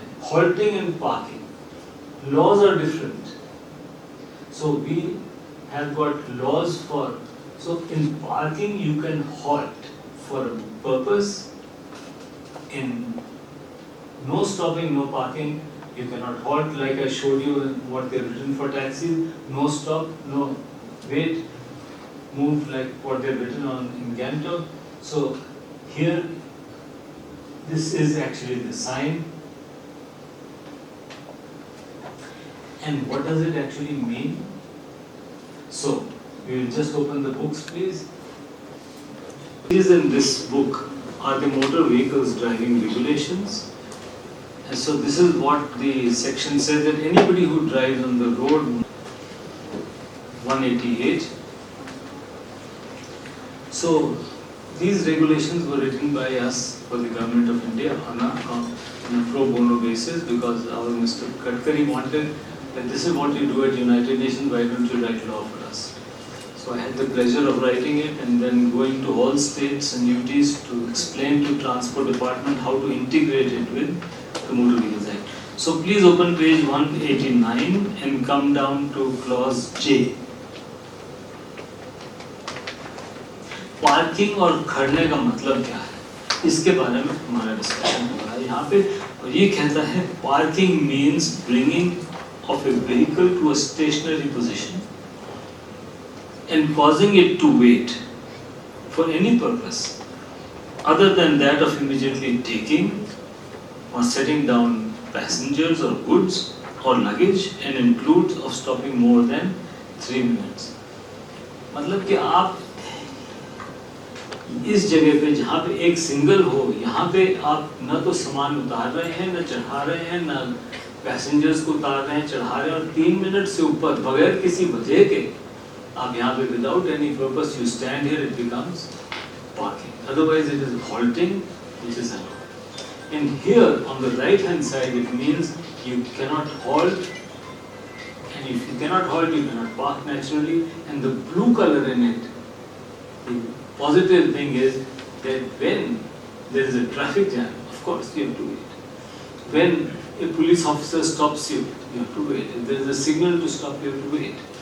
But otherwise you cannot wait or stop. So you will find that many cases come that the vehicle was parked and somebody went behind the vehicle, hit into it and died. And then the right, dangerous parking. But what is dangerous parking? So you will see when we come down to this part of it. So we will go ahead. आप में से किसी को कुछ नहीं समझ में आ रहा, प्लीज हाथ पूछ लीजिएगा, right? Should we allow them to ask a question? If you can, Mr. Baluja, if you can also help us.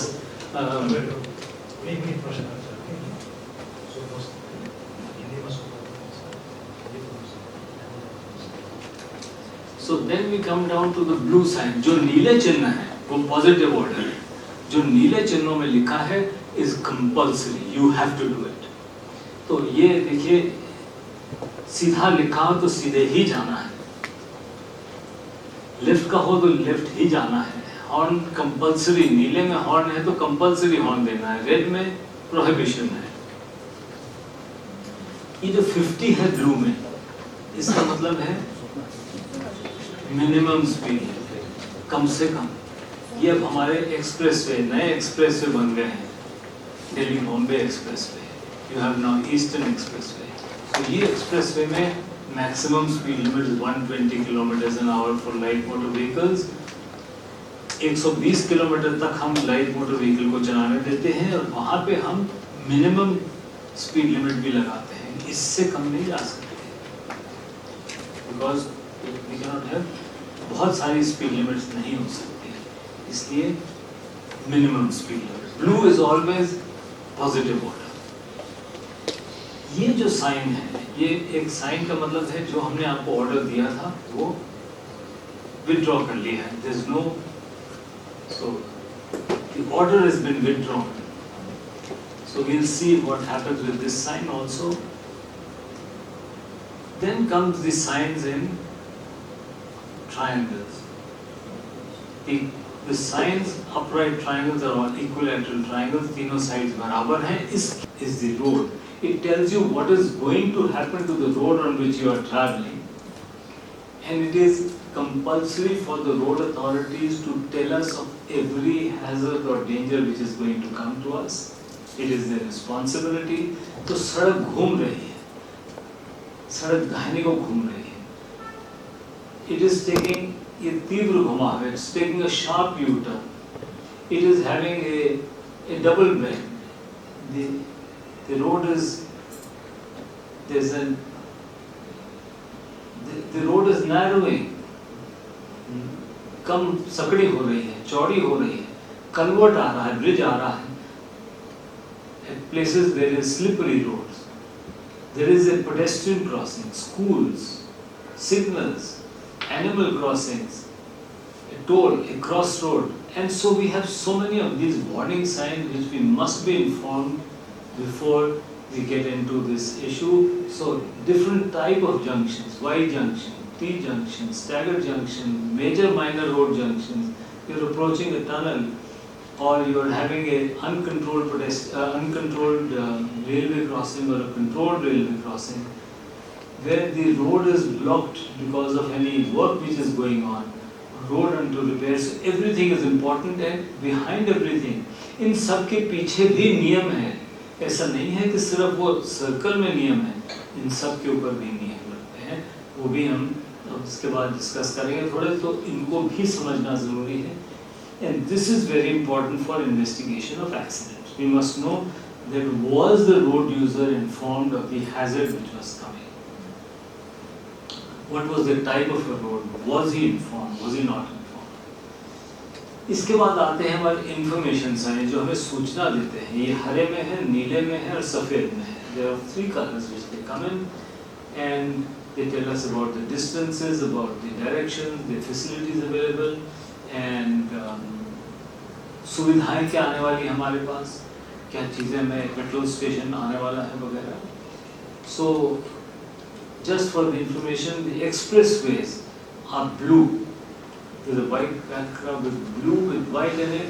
National highways, state highways and major district roads are green. The village roads are white, and when we come down to the urban roads are again blue, your city roads, because here we must recognize automatically what are the speed limits which could be applicable. तो ऐसा हमारे यहाँ है. So here यहाँ पे signs are given, we understand कि तो state highway हो सकता है, national हो सकता है, या हमारे लिए ये village road है. अब आपने ये चीज़ लगाई यहाँ पे, तो what is right and wrong बताएं. Red circle means buses prohibited, but he says it is bus stop. So what? So today you have to understand what is wrong and right? तो इस तरीके से को correct करना है, and nothing should be written in blue. It should be in white background with a circle. Blue confuses you that it is a positive order or a red, but a circle is a.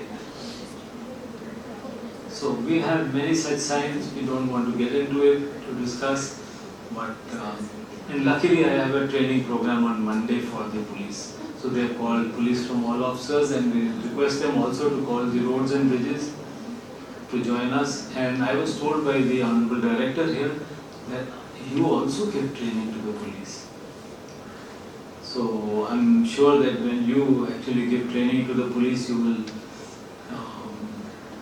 reinforce this thing, all the road authorities to correct these. So when we come down to road traffic legislation, अब हम नियमों के बारे में बात करते हैं और उसके बाद हम वो बात करेंगे जो कि हमें रोज़ के नियम क्या लगते हैं हमारे ऊपर. तो आप यहीं पे हमारे साथ जुड़े रहिए and be here with us. So the premise of law is, when we look at a law, it is presumed that the road is made to the requirements of law.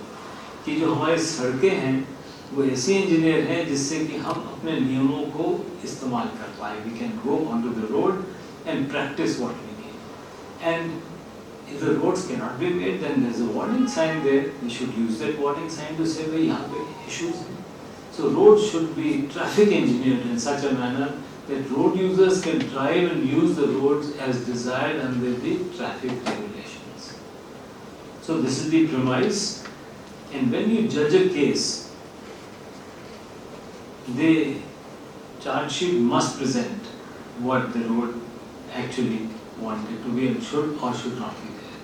So today we have 3 types of legislations, 3 types of legal instruments. The first is the primary legislation, which is the acts and statutes passed by the parliament or by the state legislative assembly. The second is the secondary legislation, which are the rules, and what we are discussing, sign, signal, road marking, is the quasi legislation, and all 3 violations of which are actually offences.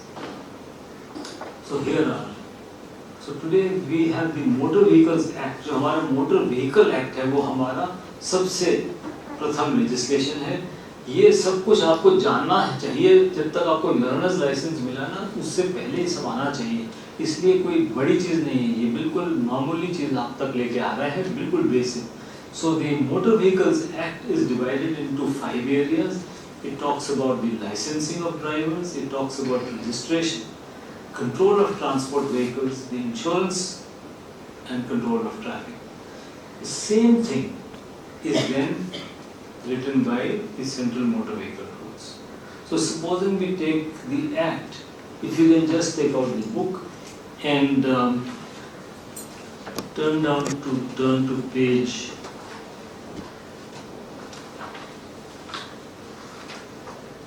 12. Turn to page 12, and wherever you are looking at it, please do underline the section we are discussing. So just underline section 3, necessity for a driving license. And it says, no person shall drive a vehicle in a public place unless he holds an effective driving license. What does it mean? Effective driving license is for the purpose of which the license was given. So for example, I have a license which is a two-wheeler, which is a LMB. So I am not supposed to be driving a two-wheeler. I do not possess a license. I cannot be driving a heavy license. So, and then it comes down to what is an effective license. So the Act tells you that every person must hold an effective driving license. The rules tell you how to get a license, what should you learn. So the Act demands, the rules pave a way. They put a red carpet to tell you how you will get a license, what is the stages to get a license. So this is how the Act and rules support each other. Act cannot be changed unless you go through the legislature. Rules can change as and when required. And then comes the motor vehicles driving regulation, which is the law of, which is the dharma of our road. So the motor vehicle driving regulations tell us about the movement of traffic, कहाँ पे चलना है, लेन का कहाँ पे चलना है, दाएं को चलेंगे, बाएं को चलेंगे. हमें बताते हैं कि किसकी जिम्मेवारी है, right and responsibility of play, किसका अधिकार है इस जगह पे, किसकी जिम्मेवारी है, कितना फासला रखना है between two vehicles. They tell us about pedestrian safety. They tell us about adherence to road signs and signals in road marking. They tell us about parking. So, now for example, अगर आपकी गाड़ी को कोई पीछे से ठोक दे, supposing you are hit by a vehicle, right? And the case comes to you that the vehicle was hit, or you are driving and somebody hits a vehicle. So who's got the right of pay? Whose mistake would it be? So the law prescribes. It says don't fight. We are writing everything to you, but you must know what it is. So just see, let's open page 187, 188. ये हम आपको किताब भेजेंगे दिल्ली से, आप सबके लिए, यहाँ से ले लीजिएगा.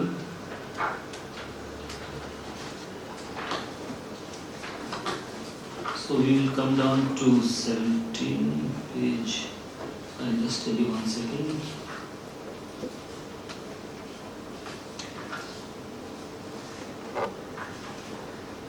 We just actually amended it. We've actually included the BNS in it, so I've forgotten all the pages. So 1207, please. 207. Those to start, and then you just underline 17 on it. So he says, whoever is driving, जो गाड़ी चला रहा है आगे और जो पीछे गाड़ी चला रहा है, उसको अगली गाड़ी से इतना फासला रखना है कि अगर अगली गाड़ी रुक जाए किसी वजह से, तो आप उसके अंदर ठोक ना दें. वह बगैर वजह नहीं रोकनी गाड़ी, वजह होनी चाहिए. अब जैसे suddenly you are coming, there is no, किसी ने बताया नहीं कि there is a speed breaker coming. Suddenly you see a speed breaker, or you see a pothole and you brake, or suddenly an animal comes in between, or anything happens, and then you brake. The person behind should keep a sufficient distance. और अगर पीछे वाले ने distance नहीं रखा तो किसकी जिम्मेवारी है? कौन है गलत? The person at the back. So the law tells you. So when the whole thing is quoted, the regulation violation, you must be able to understand. Can you tell me what is the difference between an offense and a violation?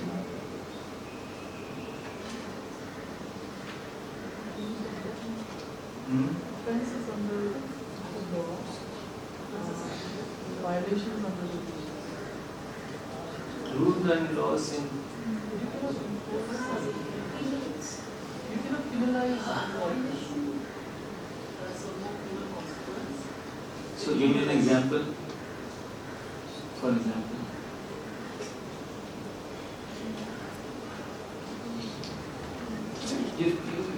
Whatever you're saying is right, but try to explain in a manner.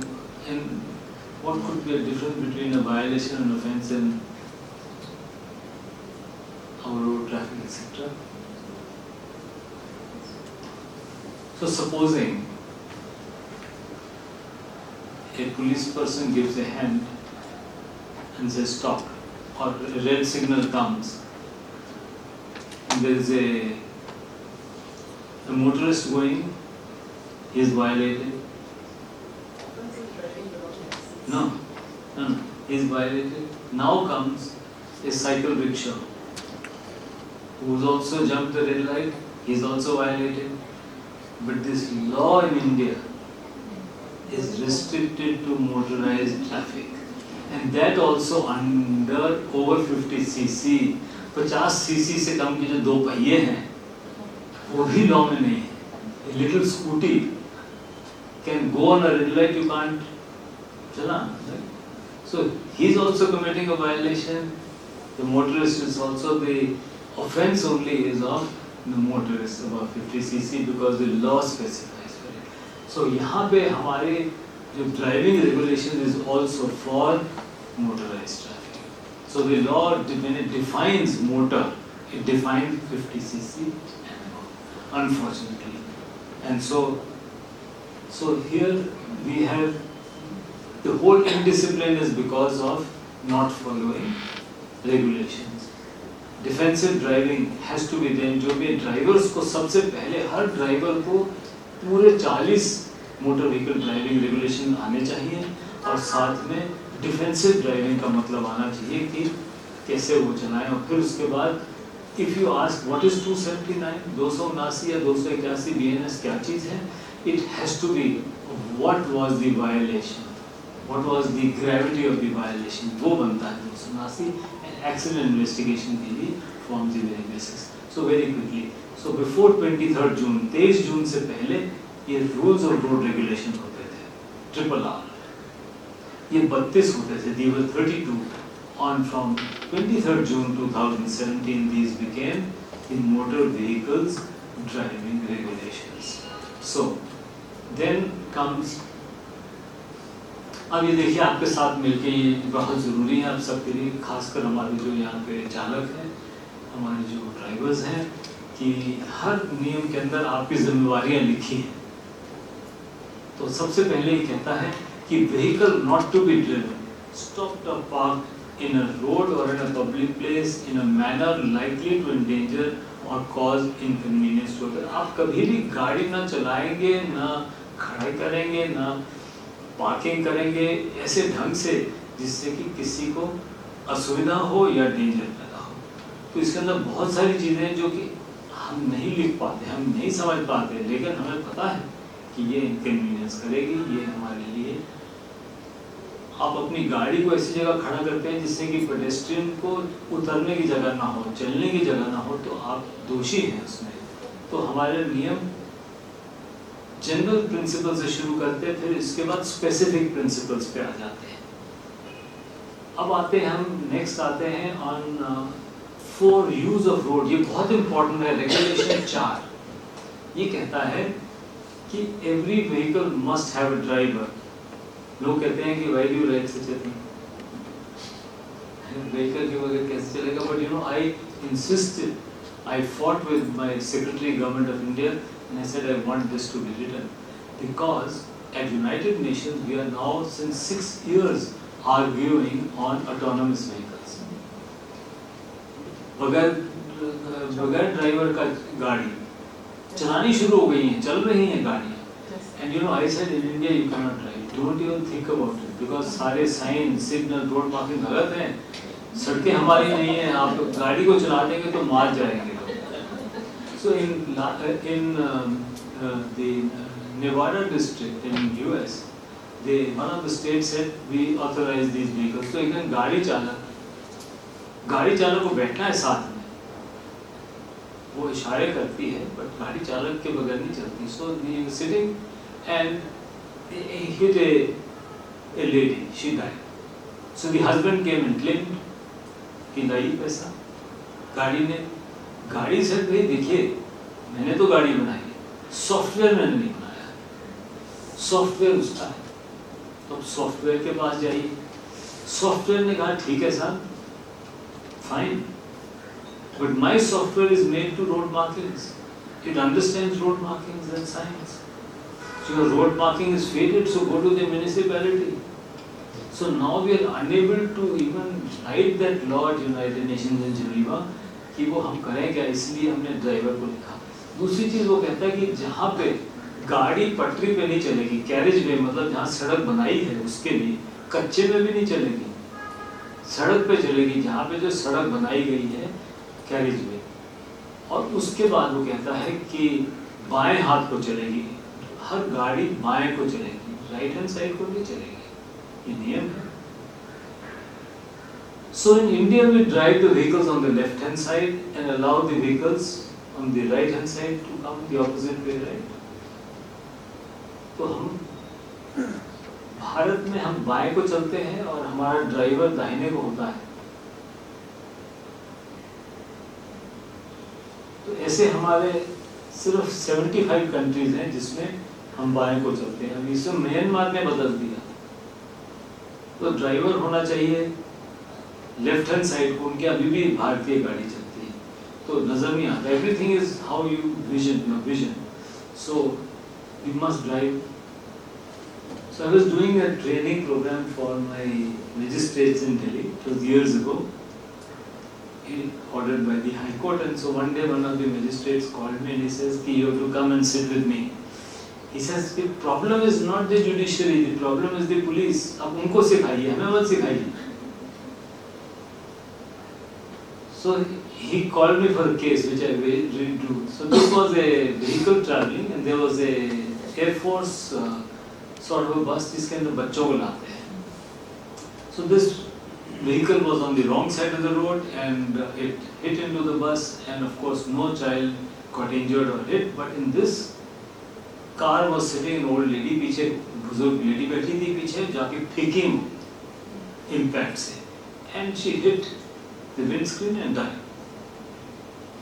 Now case लिखा गया driver के खिलाफ.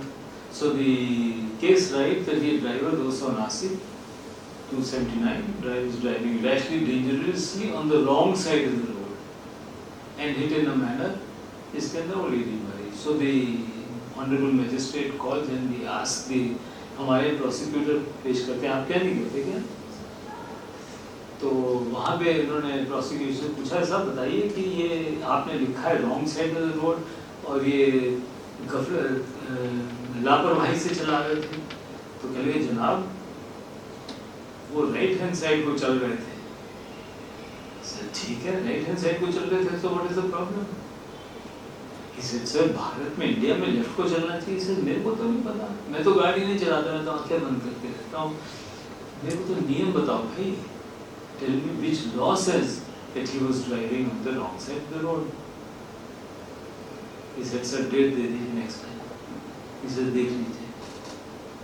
कहता है एक case दिखा दीजिए जिसमें कि पुलिस ऑफिसर ये लिखता है कि कौन से रेगुलेशन के उल्लंघन से ये which rule made this a violation. Now if the IO if the charge sheet had written that this driver in violation of motor vehicle driving regulations 4 was driving on the right hand side, then I would have given a punishment right away. I don't want to take a risk. I have to go up the ladder. I have to become a High Court judge one day. Without an evidence, I won't write anything. So he has to write. And so we don't write. If you see any FIR or anything charge sheet, they do not write the regulation on which they. So we have to ask them. So here, and then he says that there are multi-lanes. We don't have any multi-lanes here much in Sikkim, but he says that wherever there are multi-lanes, heavy vehicles must drive on the left-hand side. you must drive on the left hand side. And then it prohibits you to overtake from the left.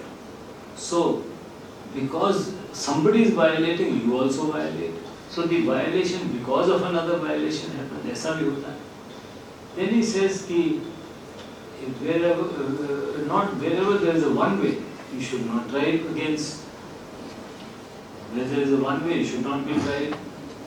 So when he says वो गलत रास्ते पे जा रहा था, then he must drive. This was a violation of regulation 4. So here also we saw, I mean, they are riding whatever it is, one way or no way. So it is a violation of 4.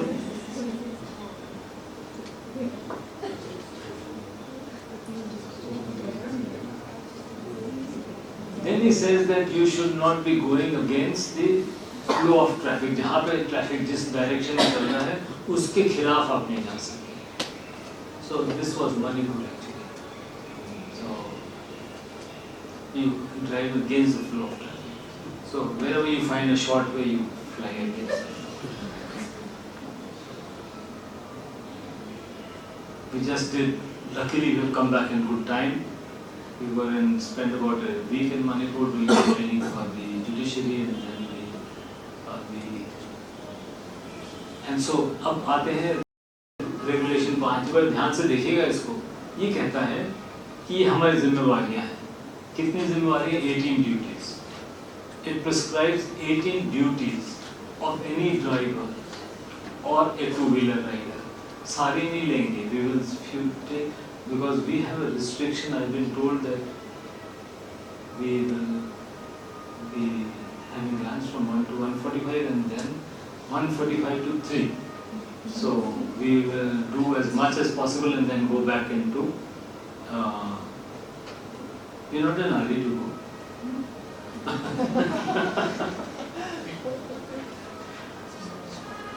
Up to 3 you cannot question today.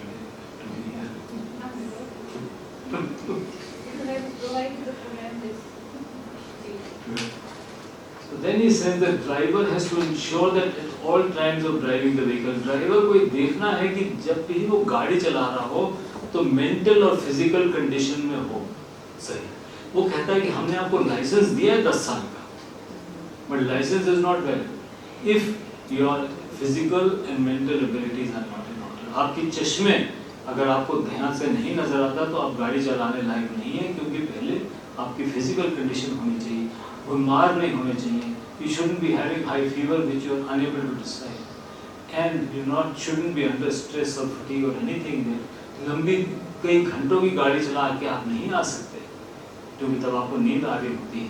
He said so the charge sheet should also say that the driver was examined and he was in mental and physical condition to drive the vehicle. If it was a foreign country, he would have to tick on it that he was. How did you determine it? And then he says a driver shall ensure that he and other occupants of the vehicle shall wear seat belts if provided in the vehicle. यहाँ नहीं कोई पहनता, लेकिन insurance नहीं मिलेगा. 100% नहीं. We actually have a notification that was taken out by the government that states that sequence is not mandatory because of the road. Because there was a complaint that actually this is It's a notification. There is something. I haven't seen. I was asking yesterday. There is something taken out recently by the state government. It's a dangerous thing because when you sit in an aircraft, so whatever the weather is, you will not be allowed to fly, right? And this was based on real-life incident that happened because the person was not wearing a seatbelt at the vehicle fell down in the mud. So that is what. The window got stuck on the tree, and that's how it happens in all. It happens. These are all exceptions. So everywhere in the world, all places we go, this is where the small thinking comes in, because people come to the court and they say, look, this is what has happened, give us an order. So we always give an order of the aircraft. We say whatever happens, it is not the accident which happens. It is that you lose the aircraft goes up and down, it goes through all weathers, and that so wearing a seatbelt is primary. And 1 out of 100 cases happen that the person fell down, and had he not been belted, he would have been safe. So just to so if you can very quickly go to just page out. So this is the first part, is the regulation 5, which talks about it. Quickly come down to page 157. So law is also referring to many, like you refer in IPC, etc. 157.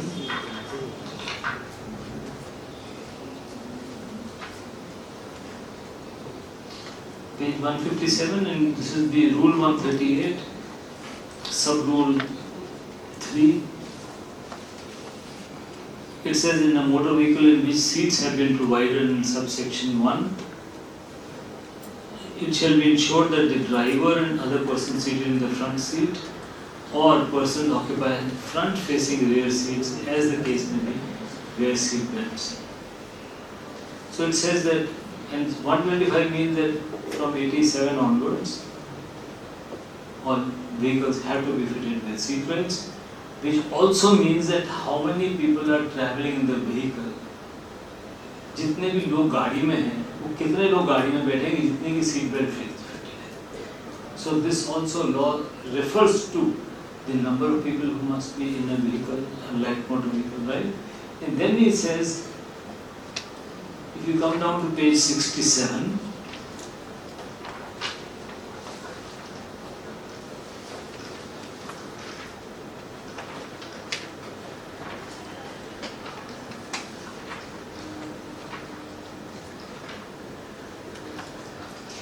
page 67, and you look at section 194B,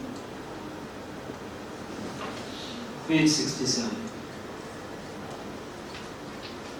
and you underline the section 194B. He says, whoever use of safety belts, whoever drives a motor vehicle without wearing a safety belt or carries passenger not wearing safety belt shall be punishable with a fine of 1,000 rupees. So there are 3 laws automatically concurrently applying to this part of it, and so seat belts. अब इसको देखते हैं कि seat belt जरूरी क्यों है. चलिए इसको आगे चलते हैं. यहाँ हमने देखा भी कोई नहीं लगा seat belt, very few people. So we just put our camera to see who wears, and so we found that nobody wears, and they said it's not compulsory in Sikkim, so why should we wear it?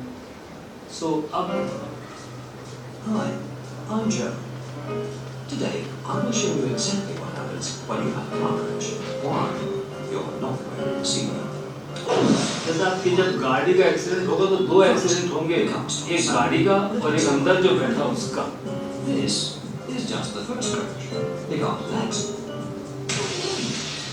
I smashed through the windshield with the same speed as the car had before it crashed, and I keep going until I hit something hard, like the road.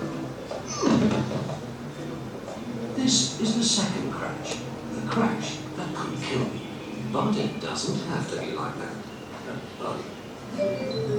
This time, I will wear my seatbelt. The car stops suddenly.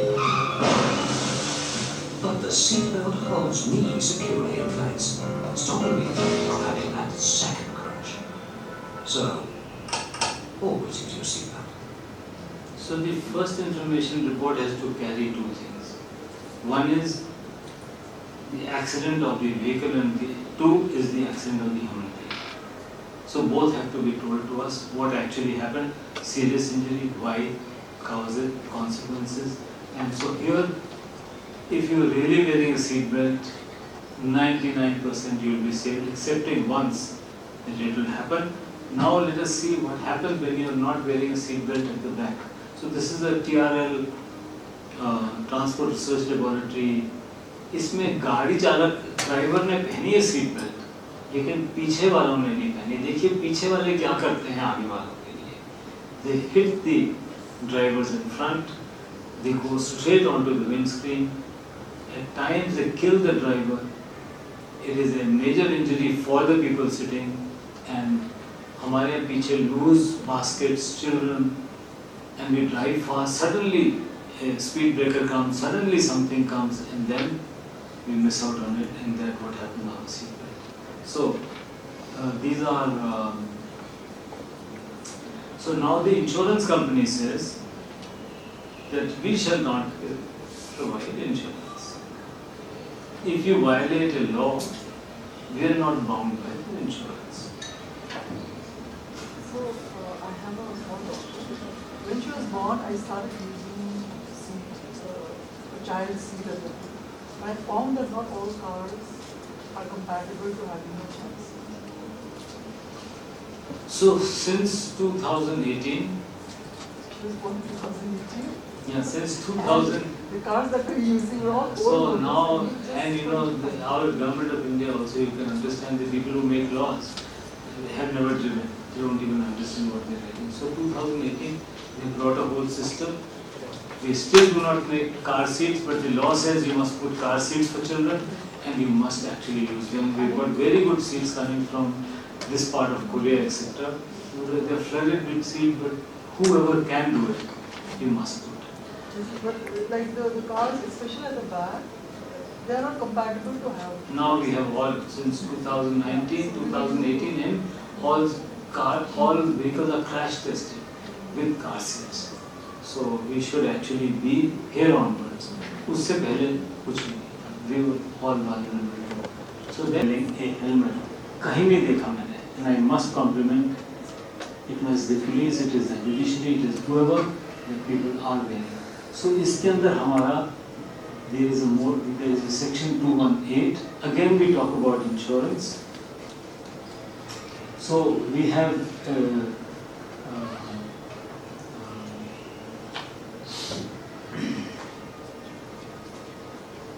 if we can just very quickly go to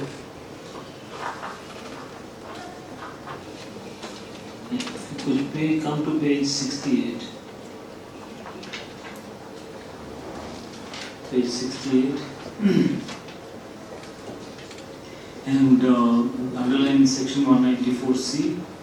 Actually, the penal section talks to you about who is responsible, and the offense section talks to you about what is the offense. So the who is responsible could be many more people. So here it says penalty for violation of safety measures. He says whoever drives a motorcycle or causes or allows a motorcycle to be driven in contravention of provision section 128 or the rules thereunder shall be punishable with a fine of 1,000 rupees and shall be disqualified for holding a license for 3 months. Just keep your finger here and come down to page 40, 128, yeah, page 40.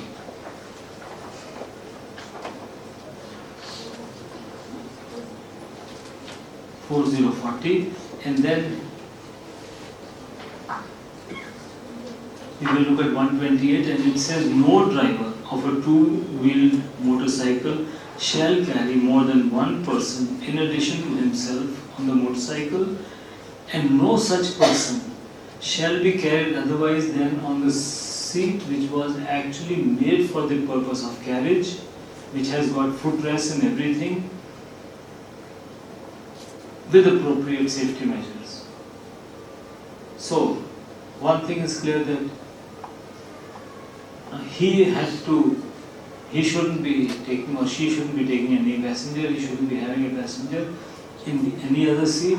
And then 194C says that whoever drives a vehicle or causes or allows a vehicle. So there are 3 people who actually come in. And then under that, page 68 is the section 194D, which says penalty for not wearing headgear.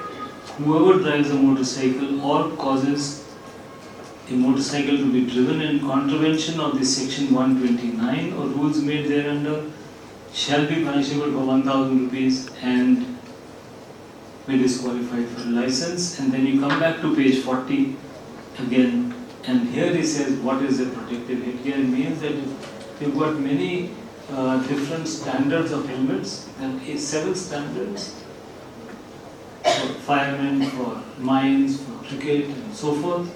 And he said that helmet which is made for saving you from injuries must be tried on your neck.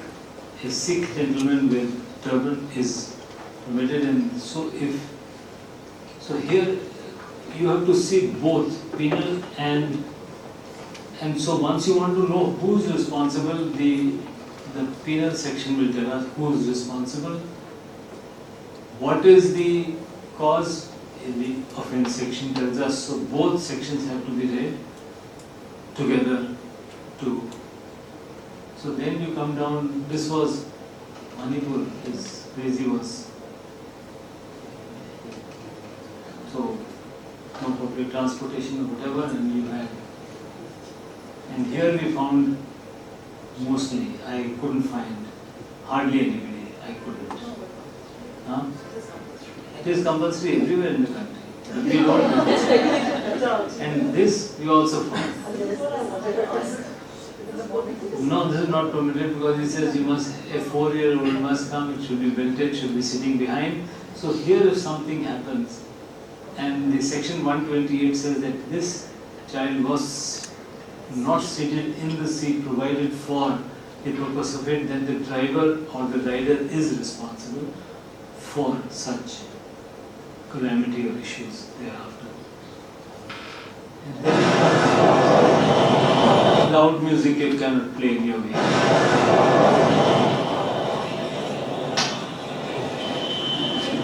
And you should not be using videos, you should not be watching films other than direction equipment. And he says कि when you open doors of your vehicle, कोई भी दरवाजा खोले तो वो driver की जिम्मेवारी है कि पीछे आगे बैठे वाले जने दरवाजा ऐसे ना खोलें जिससे कि पीछे वाले को खतरा हो. तो कभी भी दरवाजा खोल के जब हम कोई एक्सीडेंट होते हैं तो it is the driver who is responsible. Then of course use of mobile. यहाँ पे भी हमने नहीं देखा किसी को मोबाइल यूज करते हुए. And again it says that no driver shall use while the vehicle is in. He is driving, he should not be driving. And section 184 says use of handheld devices. You can challan in the section 184 and it says yahan pe dangerous driving. And disqualification of a license who is using mobile phone is for 3 months. Do you want me to stop here at 1? Is it? Is that right? So, you have a lot to cover, but we'll try to finish it. I'm getting dirty looks.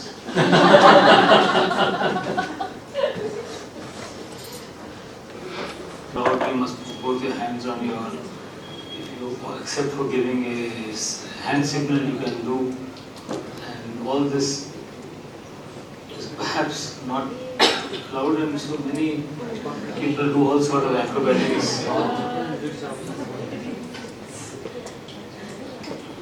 Now,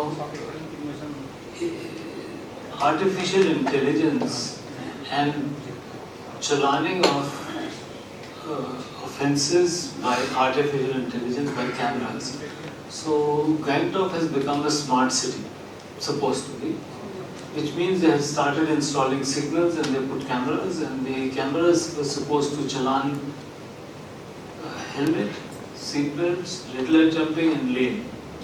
So 4 things which camera can see, otherwise generally cameras don't see much more, it is more of a human intervention that you see.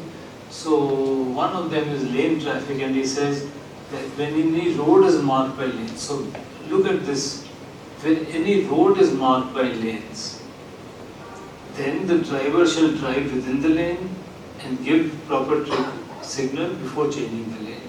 Now supposing then the road is not marked by lanes, then this law becomes inapplicable. So lane traffic, for example, and if a road is divided by a longitudinal yellow line or a white line, a solid line, a double line, you cannot go over any solid in the center of the road. Side lanes are to divide parking areas, etc., which they do. It's not, we're not talking about that. And so he says you should not be crossing. And so here it is, you cannot. So this is the violation. But here when you come down to, I went through the entire Gangtok city, we haven't found lanes in the center. So if the lanes are not marked, then you can actually sway from left to right. And so there is so it is important that a broken line must be installed, and this is the responsibility of the road authorities to do so on a regular basis. Then we come down to the right of way. In 5-7 minutes or 10 minutes, we'll stop at the regulation and go back to accidents and go on to see what is dangerous driving and how do you actually corroborate the IPC or the BNS to the motor vehicle traffic regulations. So everything is right of way. And here he says there is a regulation 7. He says when a stop sign is displayed on a road, the driver facing the sign shall stop before the transverse stop line, preceding the stop sign, and give way to traffic on the major road, and enter the major road only when the road ahead is clear. So it means that it can only be installed on a minor road. There must be a stop line installed, and you must stop before the stop line, and when the major road traffic is gone, then you must go. So it may be extended to 1 year or 6 months of imprisonment. Then the stop sign cannot be in blue; it must be only depicted red. And so we saw many signs installed in Gangtok, and it's installed on major roads, not on minor roads. So the whole purpose of you cannot say it's a violation, people will just cross over it. So these things should be avoided. And this is a failure of the road environment. Then he says right of way. The inverted triangle, and he says where the give way sign is displayed, supplemented by a single or double broken line. So even if you put a double parallel broken line, it means it's a give way sign. And here it means that whoever is approaching that broken line must slow down and give way to the traffic approaching from the right hand side. So this is the law. And now overtaking is yet another very important thing, because if you see in your dangerous driving, mostly you see that the police will write faultily overtaking. So overtaking has also got 6 types of laws. So you have to define which type of overtaking was the driver doing. I'll just see these and a couple of more and then we're getting back to. So here, for example, the heavy vehicle is supposed to be driving on the left hand side, but it is driving on the right. So we are by default overtaking from the left, and then we are doing multiple sort of overtakings. All these are dangerous overtakings. So here the law is 14, and he says you must only overtake on the right hand side, excepting for certain conditions. So all these are faultily overtaking, and if you overtake with a speed, is dangerous driving. And so he says overtaking should not be there if at a junction you cannot overtake, intersections you cannot overtake, at a pedestrian crossing you cannot overtake, and it is prohibited where there is a school zone marked onto the road should not be overtaking, construction zone or hospital zone. And so on hills especially where there is a bend, it is totally dangerous to overtake. So the fault is that of whoever is overtaking. You cannot overtake on a continuous line, and so this is what we encountered while we were coming from Bagdogra, that we saw that heavy vehicles take longer time. The light motor vehicles, the taxis, and are much in a hurry, and they won't hesitate to overtake even on bends, and here is what causes serious and fatal accidents. So the manner, if you want to qualify dangerous driving under the penal code, BNS, it has to be both the overtaking and speed in a manner, so all together. And the last thing we'll go with the regulations is major road, minor road. So it is the duty of the road authorities to prescribe, to say which road are you traveling. Are you on a major road, on a minor road, at a junction? So at a junction, a major road could be the major road which could actually become a minor road later on. It is always qualifying at a junction where traffic is more. So the thicker road is the major road. जो मोटी पट्टी है वो major road है, पतली पट्टी minor road है. And how do you understand that you are on the major or minor? So always you look at the signs bottom up. आप यहाँ से ऊपर जा रहे हैं तो हम minor road पे हैं, major road हमारे ऊपर मिल रही है. यहाँ से आप ऊपर जा रहे हैं. Look always the sign from bottom upwards. So we are at a major road, we are meeting a minor road. Here we are at a major road meeting a minor road. So this is how we try to visualize or understand signs. So automatically जहाँ पे minor road, major road है वहाँ पे नियम लग जाते हैं. नियम यहाँ पे motor vehicle driving regulations 9 लगता है. He says जब भी कोई आप junction intersection पे आने वाले हों, whenever you are approaching a major road, minor road, you must slow down because you must expect traffic to be coming out from the other part of it. तो और हमें क्या पता कि मेजर रोड माइनर रोड है, ये junction आने वाला है, तो जिम्मेवारी है, it is the responsibility of every road authority to tell us that a road is abutting, a road is meeting. तो यहाँ पे जंक्शन आने वाला है, किस तरह का जंक्शन आने वाला है, हम माइनर पे हैं कि हम मेजर पे हैं, कौन रास्ता हमें देगा. इस तरीके से it says. And once he says that uncontrolled junctions, जहाँ पे सिग्नल ना हो, सिपाही ना खड़ा हो, वहाँ पे अगर तो आप मेजर रोड पे हैं तो आपका रास्ता है, और अगर आपको पता नहीं किस पे है तो दाहिने से आने वाले. Always you must give way to traffic on your right hand side. So that's what the road says. So this is an accident which happens in Delhi on Sarojini Nagar, and this road where this taxi is coming, the yellow plate you can see, this is a broader road, wider road, but here the traffic is less, so it has been qualified as a minor road. So this has been qualified as a minor road, and this road where the bus is coming has been qualified as a major road. इसका sign लगा है. The blinking light जो minor road पे लगती है, blinking light वो लाल रंग की होनी चाहिए. जो मेजर रोड पे ब्लिंकिंग लाइट है वो एम्बर रंग की होती है.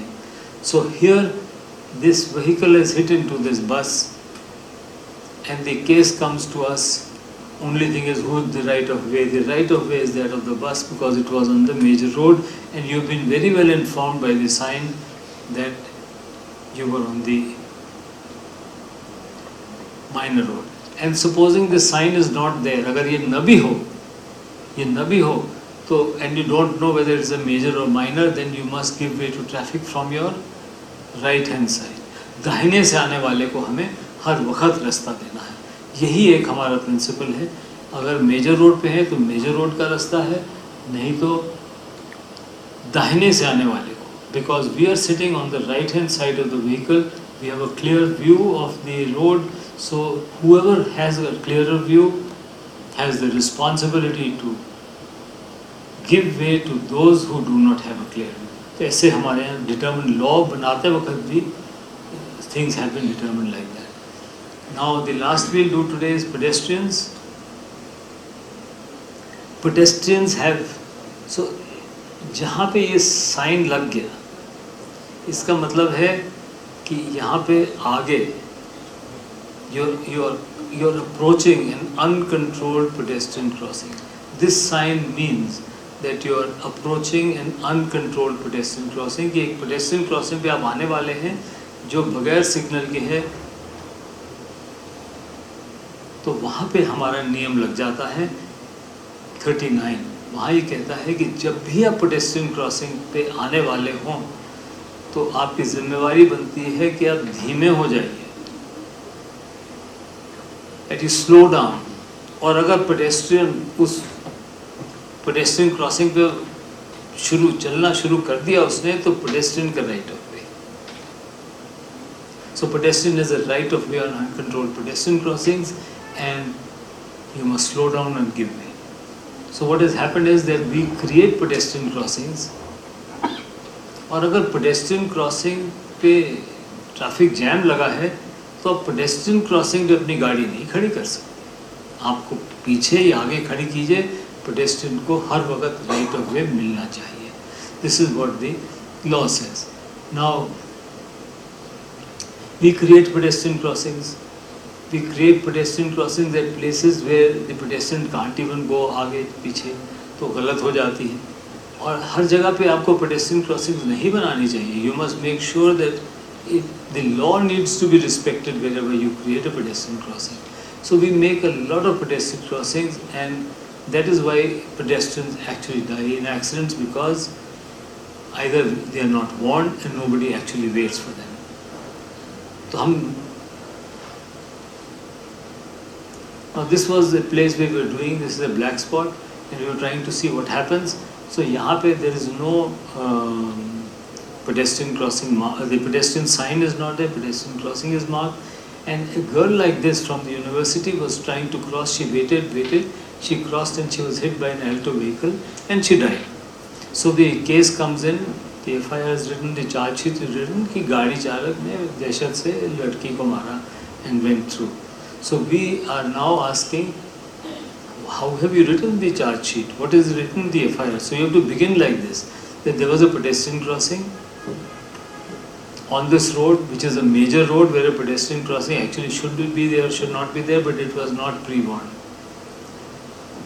So there is a responsibility of the road authority also comes in, and this driver was could see the pedestrian crossing. He was driving at a faster speed. He did not slow down, and since he did not slow down, he did not even give the right of way to the pedestrian as per motor vehicle driving regulations to 39. So automatically becomes the application of section 279 of the IPC is brought in.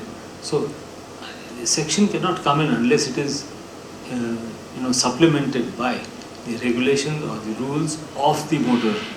So now there is no signal installed here, but we looked into it. It says that red light jumping means jumping of a stop line. Stop line का ही उल्लंघन लाल बत्ती का उल्लंघन है, और अगर लाल बत्ती stop line ना हो तो पेडेस्ट्रियन क्रॉसिंग से पहले रुकिए, पेडेस्ट्रियन क्रॉसिंग ना हो तो पोल से पहले रुकिए. अब यहाँ पे कई सारे सिग्नल्स इंस्टॉल कर दिए गए हैं, but we were wondering that none of the signals are installed as per what the standards are, and then you have put the cameras also in it, so automatically everything will come to the court. So would you understand that there is a law like this? Because otherwise police will say हमने तो जो कह दिया वो कह दिया, अब उन्हीं की गलती है. So here signals are installed. They were operated for a few days, but the signals are wrongly installed. So we need to correct the signals. And यहाँ पे देखिए सिग्नल लगाया है लेकिन नज़र नहीं आ रहा है, and इधर सिग्नल लगा है, but वहाँ का देखिए हिसाब किताब क्या है. What about the road? There is no sort of any lines or mark, and so stop line signal का मतलब है कि stop line का उल्लंघन. So यहाँ से हम सीधे चले आते हैं into dangerous part of driving, and we will look into the other intersection. I wish we had time to go ahead, but into more of driving. If you would like the drivers to be here, would like them to go. We are now discussing the IPC. More on which comes in, it's a head constable or an assistant sub inspector. The first thing is clear the scene. There's no prevention, there's no remarketing the scene, there's no evidence, and so you do not find in the scene which they draw or what. And here in Sikkim, they said that 23% of the cases were hit and run cases. They don't know what happened now. When hit and run cases happen, at least use forensic science to understand that collect any sort of evidence of the vehicle parts fallen down or any scratch marks and relate them. And so hit and run cases have become a sort of a, and then the Government of India has now come in with a new law, which was the 304 एक और double करके they said that who runs off with it, we'll see that.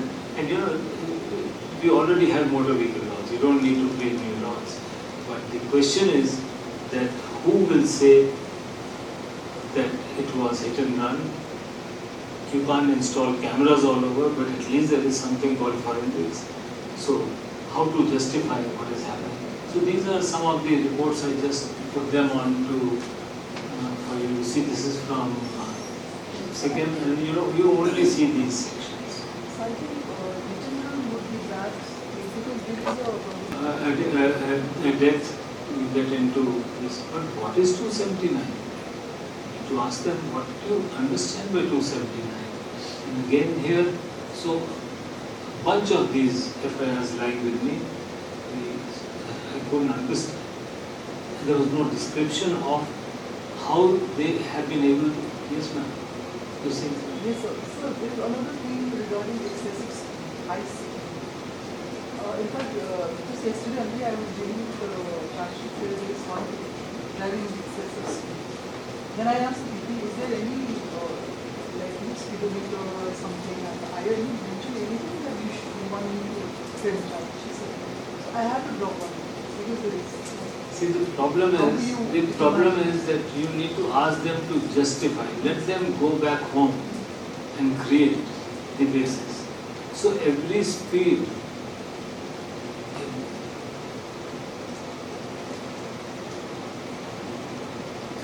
page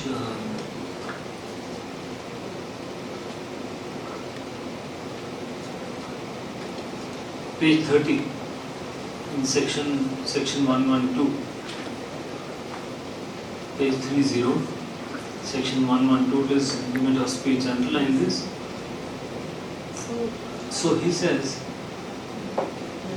that no person shall drive or cause a motor vehicle to be driven in any public place exceeding the maximum speed limit or the minimum speed limit. Then he comes back to say that this speed limit shall not be in, if you put the speed limit, it should not be in excess of the speed limit governed by the central government by notification. So in the charge sheet, the IR has to mention. No, then he comes down to the second part of it. He said that the state government or any authority mentioned behalf the state government, if it is necessary, they believe to reduce the speed, they must do so by creating a notification and gazette it. So you see that speed limits are not there. The whole of Gangtok, we couldn't find speed limits. And when we went to Siliguri, we could find that it was more on the West Bengal side of speed limits, and that also they had mentioned 30 while we were examining. The speed limit was 60, 70, and they were not coordinated well.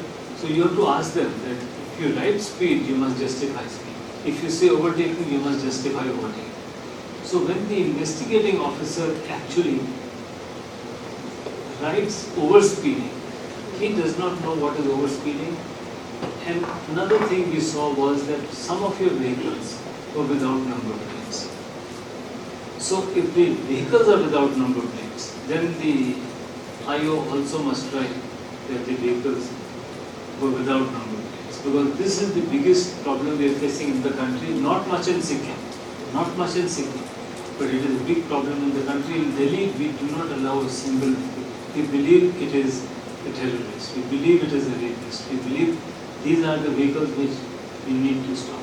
So we have a section 39 of the Motor Vehicles Act which says that every vehicle, so that no owner, means the vehicle, person who sells a vehicle, a Maruti agency, cannot sell the vehicle unless there is a number plate given to the person. And if an accident happens, the owner or whoever is the causative factor is also responsible. So why should the people take time? And then he says that the section 192 says that if it is without number plate, then there is a fine of 5,000 rupees. You must ask the vehicle not to go, give them a race, find out what actually happened. So today we have a massive issue on registration of vehicles. So I started my journey on investigation of accidents way back in '92. Then I was taking a U-turn into a film studio early in the morning at 5, and a tempo came and hit me from this point, and when it hit me, my vehicle turned totally, and I was facing the other way. I called the police and I said, look, this person has hit me. He says, no, you're driving on the wrong side of the road, you're facing the other side. So they really don't understand that what is momentum, what is. So this is how. So we have been examining cases and cases and cases and cases. And so one of the examination was of my Chief Minister, Sahib Singh Verma, and he died. I was on the way to Rajasthan Police Academy and I had the opportunity to investigate this accident. And so this was the accident. And this bicycle was selling toys and went off to sleep. And because he went off to sleep, he swayed into the road. There was a sort of a truck coming. He wanted to save the bicycle, so he rode over the medium. The medium was very low and at a speed of 80 kilometers, which was the speed limit allowed. He drove forward. There were 3 vehicles. The center one was of the Chief Minister, hit into it. And so we tried to reconstruct the accident like this. And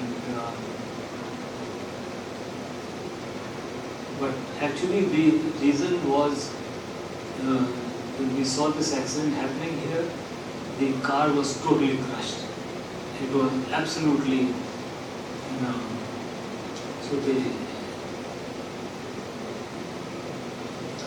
so 5 people actually finally died in this road accident.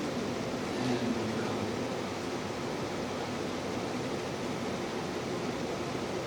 so with these softwares, we can actually, if you give us the evidence, the skid marks, the rest positions of the vehicle, the rest positions of the victims, and any sort of an evidence, we can actually, to the extent of 95 to 97%, we can reconstruct the road accident. So here, I went to my government, to my ministry, and I said this vehicle was like a sandwich. The vehicle is not okay. So I said, do we crash vehicles in India? And they said, no, we don't crash vehicles in India before putting it onto the market. And so I was at the UN, I got to my people, and we have a global new car assessment program. I requested them. I said we should be doing something for India. So we bought 4 vehicles, sent them to Germany, and at the ADAC in Frankfurt, we crashed them. All these 4 vehicles, Maruti 800, Alto, Tata's Nano, were all 0 stars, which means at 56 to 64 you would die in case they hit. And so I will show you this, the global year, so we represent this program, and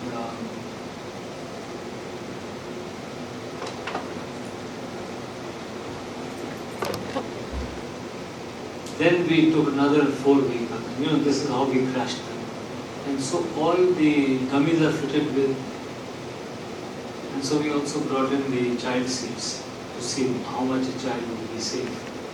So it was totally a disaster. It was, you would die. There was no question of it. And then we took another 6 vehicles. By the time it was 2014, and then Mr. Gadkari himself was at our college with the entire industry, and we set the ball rolling that India will have an NCAP.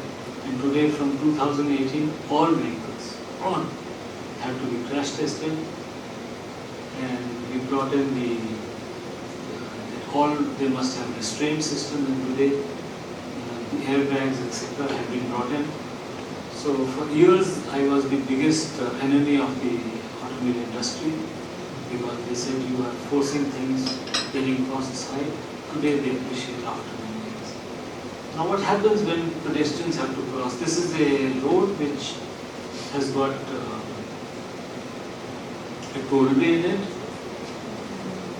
and every time, there are 39 deaths on this 3-kilometer stretch, and every time a person dies, we book the vehicle, and you look into any charge sheet, it is exactly like this, and we ask the question, is the road also not responsible?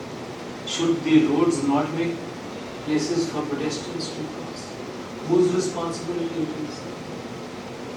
So let them die, or so here comes the section BNS, section 279. He says, whoever drives a vehicle or rides on any public way in a manner so rash and negligent. Now these two words are what the police wants to justify in writing rash and negligent. They don't know what they are writing.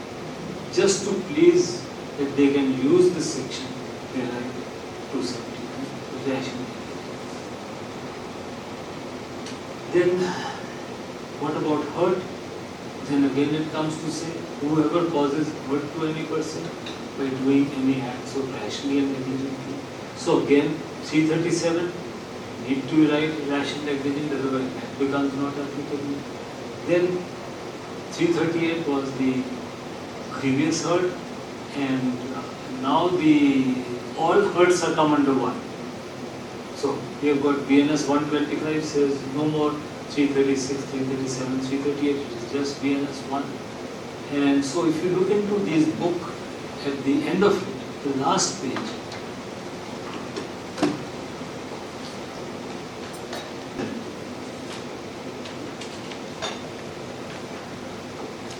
so here they have actually tried to see that the 8 sections which we normally use have been with IPC and BNS. So this was just to incorporate it, and the new book actually coming next week will have more details of the CRPC and Evidence Act also, what the BNSS into it. So here comes that the BNS now is 125, but what is grievous hurt?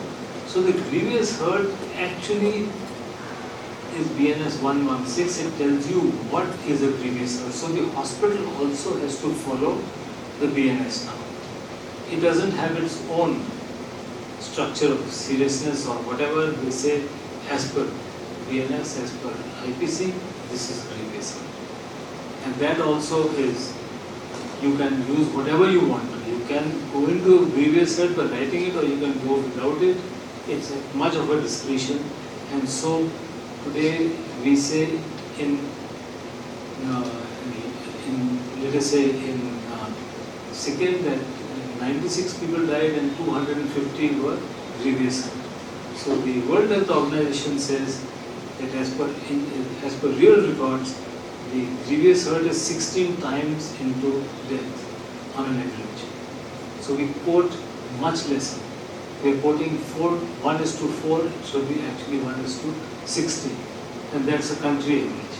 So then again you come down to the 106, the 3048, it again says whoever causes death of any person by doing any rash or negligent act. And so rash and negligent. So every time just with 2 words, rash and negligent, the police officer is just using these without understanding what is rash and what is negligent. And so this second clause is not put on hold because larger vehicles protested, and I also protested because we don't have evidence. How can you put somebody to 10 years off? What would the judicial officer do? So people just call and say, नहीं साहब हमें तो लगता है ये गाड़ी का number था. अरे तुमने देखा नहीं? तो कैसे है? तुमने कभी उठाए हैं गाड़ी के parts? Have you gone in for a forensic examination? So how many forensics are happening in India on road accidents? Less than 0.1%. And they are also there, so you must be sending them. So today, friends, we have got various types of driving. So if you come down to a law in United Kingdom, it will talk about various laws of driving, and you'll say under each, what did that driving mean? So mostly what happens is if you see your own drivers, they're inconsistent, sometimes fast, sometimes slow. They put brake many times, sometimes they go left, right. They must imagine that there is somebody sitting behind. If they can look at how am I driving for that person sitting behind, that is driving. So we do a lot of inconsistent driving. It depends on our mood, depends on how we have to go, how fast we have to go, who's calling us. Then it comes down to inconsiderate. Are we considerate to the other road users or to the animals or whatever? So inconsiderate driving is again, and then it translates to negligence, that I am doing a driving which is negligent with reference to regulations. Then I am reckless, means I would drive at speeds which are higher. I do not care for anything. I would be the first one to overtake. If there is a queue, I would jump the queue and overtake, and I do it at a speed. Then comes to aggressive, means I would fight with you. You are driving a vehicle, I am driving a vehicle. I will show you how you are driving the vehicle. You did this to me, I will show you that. And then these translate to rash driving and then to dangerous driving. So we have various instances which we must do. But here, because of these two sections, we actually don't care about it, we just write it. So, is this rash and negligent driving? Is this dangerous driving? Who is actually responsible? With our new highways, 120 is allowed limit. If we are driving at 140, it is not dangerous. It is just overspeeding. So, this is dangerous when you go in a bend and you drive at a higher speed, is dangerous. Because here, the law says, overtaking law says you cannot overtake on a bend. And then you are doing one violation and with speed, it becomes dangerous. So, the regulations and its gravity have to tell us what is dangerous. Just writing dangerous is not okay. So, Supreme Court and High Courts have given various judgments on rash and negligent, but what translates is actually the section 184 of the Motor Vehicles Act. Now, we are all very important part of the judiciary. This particular section I've had a lot of discussions with judges right from who became lawyers to Supreme Court judges and our judges outside. And this law is universal. This is not Indian law, it is a universal law, which is our section 184 of the Motor Vehicles Act says dangerous driving. Now, what I understood first time when I was sitting with a judicial officer in Birmingham in the United Kingdom, and I said, how would you sit and look at this law? So he says, look, we always break the law into sandhi karte, we break it, and then we draw an Excel sheet and see what actually helps us to draw. So I said, how can you explain to me? So this is how he explained. He said, if you read the law like this, that whoever drives a motor vehicle at a speed or in a manner which is dangerous to public, having regard to all circumstances of the case, including the nature, condition and use of place where the vehicle is driven and the amount of traffic which is there or could actually be expected, shall be punished. So you're reading it like a storybook, fine. He said, in this case, what we do is we break it how? So he says we break the ingredients are two. The ingredient is speed and manner. But that speed and manner has to be reckoned with. What? So he says it will become danger when you reckon the speed with the nature of the road, the condition of the road, the use of place where the vehicle is driven, the amount of traffic which actually was at that time or could have been at that time, and then that becomes the gravity of the violation. Of course, the regulation is there. So the regulation with reference to the road, so the manner and road. If you are driving with a mobile phone and there is nobody there, the law says it is dangerous, but it is not dangerous. It is only a violation of law. You are jumping, you are going on a crossing, and the red light, the constable has given a hand and you cross. It is jumping a stop sign, a stop signal. The same thing when you do at a speed, it becomes dangerous. So the manner and speed have to come together. So now we come down to the most important part of my visit here is to understand failures of the road environment and the road.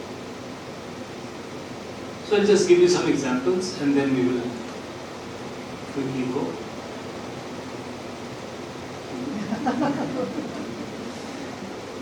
So I was examining this place, it's Delhi Sonipat, it's Haryana. This stone, every time they put it up and it falls down and they hit into it and they put it again, and many accidents are happening. You will always judge accidents by number of tire marks, right? So I drove my vehicle in the night to see what happened. This is a 4-lane road. The third 3 lanes are operating, the 4th lane is yet to be operated. They just put a stone, and so I'm driving on my right hand side to see would I reach that stone, what happens. Suddenly I come to that stone and swerve to the left, and so then I put my camera onto the stone and see how many people in the way, what do they do. And then 13,000 violations of lane changing without giving signals, naturally. And then I saw the accidents, related to the accidents, serious injuries, and all things. And you know what happened was that somebody is got seriously injured. They come to the police station, and the police station say, "Will you fight the case with the stone? And if you go to the court, you will lose so much of money, so much of things happen, and then why do you want to go to the court?" So they insist that you not go to the court, right? Because there is no way to accuse the road operator. So how would you go? So now what happens is, now this is 4 people with a service road, kachi mitti, nikal aayi bahan.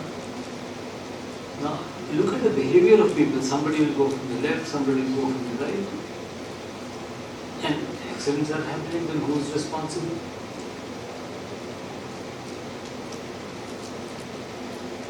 So here was a 2-wheeler who was coming behind a truck. The truck went over this mud.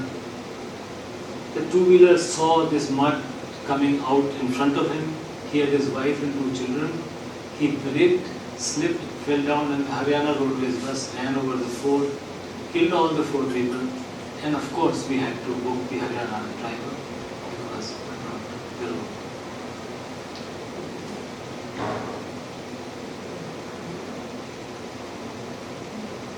Each other.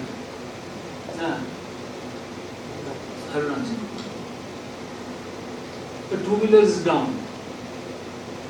He says it is the fault of the 2-wheeler.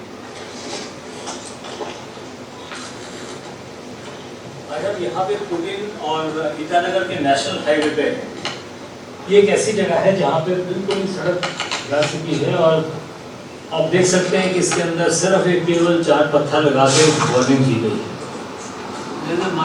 रात कोई जगह नजर नहीं आई और इसके अंदर कोई भी गिरेगा तो केवल उसको हम रोड यूजर की गलती माने कि वो गाड़ी चालक ने अपनी गलती से, लापरवाही से इसके अंदर गिरा।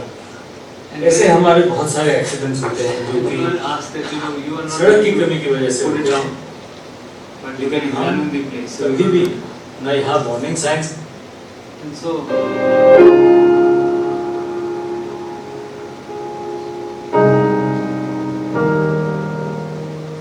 this was examined by us again in Himachal के कांगड़ा में हुए एक दर्दनाक हादसे ने पूरे देश को हिला कर रख दिया। यह स्कूली बच्चों की एक बस 300 फीट गहरी खाई में गिर गई। इस भयानक हादसे में 23 मासूम बच्चों की जिंदगी खत्म हो गई। ठीक यहीं से गिरी थी स्कूल की बस जो तकरीबन 300 फीट नीचे जाकर रुकी और यहीं पर अनियंत्रित होकर बस सीधे गहरी खाई में गिर गई और इस हादसे ने कई परिवारों को जिंदगी भर का जख्म दे दिया। इनमें कई बच्चे तो ऐसे हैं जिनका कल स्कूल में पहला दिन था। घटना की मजिस्ट्रेट ने जांच के आदेश दे दिए हैं। अब तक की जांच में सामने आया है कि बस की स्पीड तेज थी जिसकी वजह से बस अनियंत्रित होकर खाई में जा गिरी। बड़ा सवाल ये है कि आखिर सावधानी से गाड़ी चलाकर इस तरह के हादसे को क्यों नहीं टाला जा सकता। आपको दुर्घटना की खबर कैसे मिली? हम तो सब बाहर दिहाड़ी तरह जाते हैं, घर से फोन गया। मैं नीचे थी, गाड़ी के पास चले गई थी तो नीचे गुजर गई, लेकिन मैंने जब देखा कि मेरे बच्चे There are 10th day, then our prayers were going on, and our team was there to understand what actually happened. मैं नीचे थी।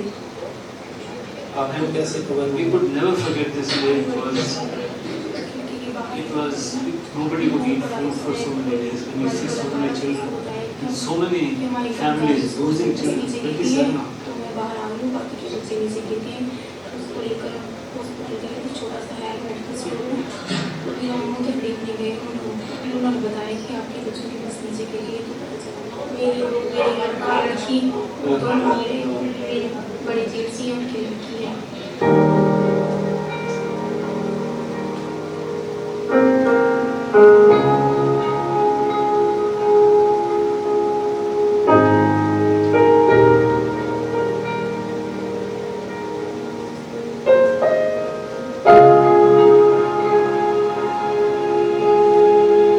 So we were taken down by the parents because and when we tried to examine the bus, nobody took us, but the parents took us. They tied the ropes and they said we'll take you up there. And we were trying to examine each bit of it. This was the FIR, and what again you see is the 3 sections here, nothing else. We tried to examine the road. This was the road. Tried to see what was the controllable road, 2.7 meters. So, I mean, where is written on it? And the Prime Minister gave money, the Chief Minister gave money. This road will remain like this until you actually point out and say, tell us what about the road. So, we do not use. So, coming back to 2004, we were asked to come by the Chief Secretary of Uttarakhand. They had created Uttarakhand at that time. And 14 accidents, the 14 FIRs were sent to us with buses and heavy vehicles coming from up downward. They fall here without any crash. The vehicles coming from above, from here they come and say to come here. They hit the stone and go down. This is below is the Bhagirathi. This is from Rishikesh to Badrinath, and we are at 800 meters. And no crashes happened. One vehicle single fall down, and all FIRs say that it is rash negligence of the driver. And so we tried to film from the other side to see what actually happened. This was the last vehicle, and so vehicles fall down. They hit the stone. They don't reach the river, but nobody comes to pick up the vehicles because they jumped off or whatever. So what we found out was that this was actually the cause. Although the problem of the government was that somebody was creating a Shiva temple to say that, the woman fell down, and unless you pray here, you will also meet this. And so people used to stop, and so we were brought in to say, what should it be? So we found that this is the problem. This was under the GREF at that time, it's National Highway, and what could we think?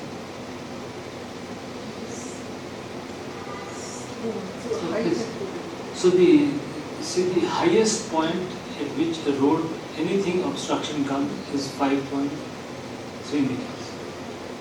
So we always say that if you make a foot over bridge or anything, it has to be above 5.5 meters. So this stone is above 5.5. What could it be? How did 14 accidents happen? And 78 people lost their lives in these 14. You have to think about it. That ledge is actually obstructing the view of the turn. This one, yes. But the people who fall is from top downwards, not from going up. They come straight away and go down. That's what happens. No dividing between the No. parallel. No. But the pole, 14 Just think what could it be?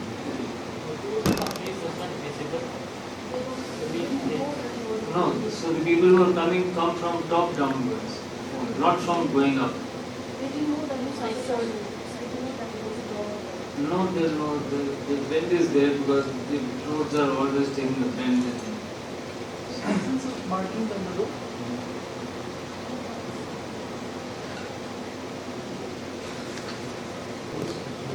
So I'll just go because time is, I'm getting afraid of my audience. 3 o'clock. So see what happened here is that the people who look at this, they believe that they can hit anything. And so they swerve to the right. And when they swerve to the right, the vehicles coming from above suddenly find a vehicle in front of them. They brake, they cannot go right, they have to go left. And they brake and they skid down. And so we tried to do the animation, and this is exactly what was happening. And so what we did was we just got 12 to 13 inches of this stone scrapped, that's it. Just, it's human factors. So today, if you go to a European country, the engineers, the road accident investigators have to go through a course of human factors in road safety. So people drive because of so many human factors. Here we don't consider human factors. And so this was actually the fault of the... So today, while we were doing this audit, Rishikesh Balzina, they are now... This is now the new situation, 2 months ago. So it's perfectly all right now. So medium cuts, a lot of open cuts in medium, illegal cuts lead to a lot of accidents. Because a regular cut is warned, an illegal cut is not warned. So here again, we came to see your roads. Just see this negligence on the road. The Tista is down on.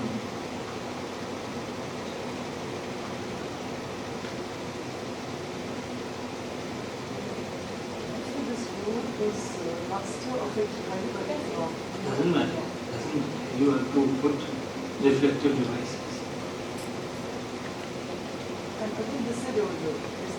Doesn't matter. Even if it is a day, you must bring these. 0 point.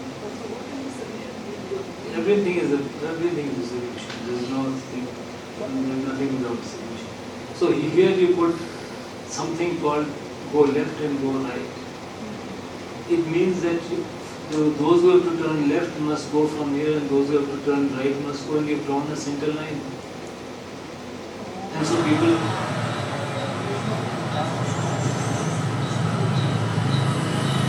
They want you to go right also, and people do go right. And they put a center line out.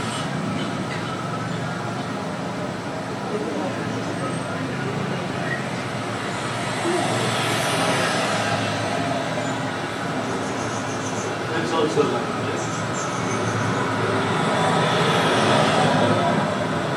And the locals believe they know what it is. I wouldn't, if I was right. That university, right on the center gate, is a pedestrian crossing, center of that road. Can you do that? So friends, now this new law has come in. Section, so until 2019 there was no law where we could bring the road as an accused. So today we have a new law called section. So please open.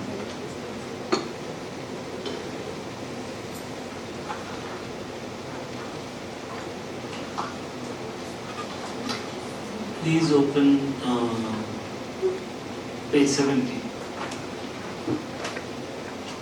and underline the section 198A.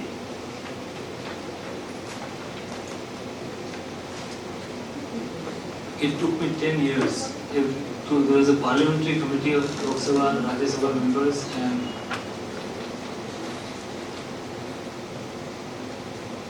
we went and we said the police has got problems. And so finally in 2019 this act was brought in. Failure to comply with standards of road design. And then look into the screen please. So this section 198A says that any designated authority, contractor, consultant, concessionaire responsible for the design, construction or maintenance of safety standards of the road shall do that as per standards prescribed by the central government. And the central government standards are the Indian Road Congress, and again, and one will come to that. And then he says where the failure on the part of the designated authority, contractor, consultant or concessionaire responsible to comply with road design,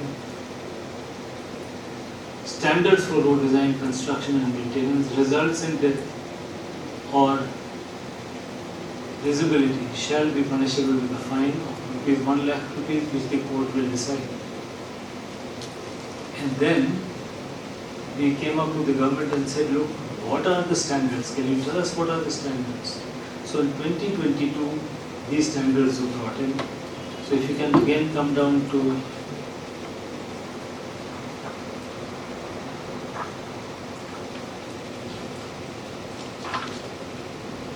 page 176.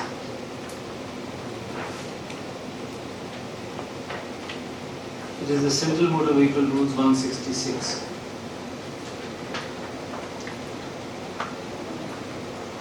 You just underline that and just note it, so you will find it when you go back, and then give your attention to the screen. And it says the design, construction and maintenance of national highways, and below the next one it says all roads shall be with standard specifications of the Indian Road Congress, and all the contracts you issue must define that it should conform to these standards. So we have 39 of these standards. So how to bring it to the BNS 106 is that we start with the section 198A, that it must correspond to standards of design, construction and maintenance and operation standards. What are the construction and maintenance standards will be the Central Motor Vehicle Rules 166, and then you have to invoke the section 283, which we are now training the police to do that. So 283 is new, BNS 285. He says danger or obstruction in public way or line of navigation, that whoever is responsible of their property, of their road, under his charge and is responsible for its safety must do that. Don't worry about the fine, it is only linking the, and then you charge under 106. So we have done a lot of these cases, especially in Haryana. Now we've started with Maharashtra, and it is actually yielding results. So that's what the new regulation comes in. And so I'll give you an example of construction, because we saw the construction. So we have a guideline called IRC SP 55, which says guidelines on traffic management in work zones. And it says that whenever you take any traffic, any sort of a work zone plan, then you must go into 5 phases of development. Something happened in emergency, then you have emergency things also. It is not that you have to go everything in detail. He says whenever you are doing anything, do a planning phase and document everything, that what is the planning phase. Second thing is, if you have planned something, then design it. And what is the design phase in which you look into everything like traffic control devices, the authority approval, the needs of the pedestrian, need of every type of vehicles, the environment which you are facing, and when you are implementing it, then what temporary traffic control devices would you draw, and when you are operating and when you finished all this and you are getting into the maintenance phase, then what would you do that, and when you close out the construction, remove all the issues there and then let it run perfectly. So we have got especially these devices, and we've got, so this is how you need to do it. Night reflectivity must be there. These are the signage that you must use. Signs for construction zone must be yellow and red, and it must be used for people to know that there is construction going on. So just for example, we saw this day before, and I sent it to my office, to my engineers, and I said, what would I do here? And they said, nothing sir, this is exactly what you need to do.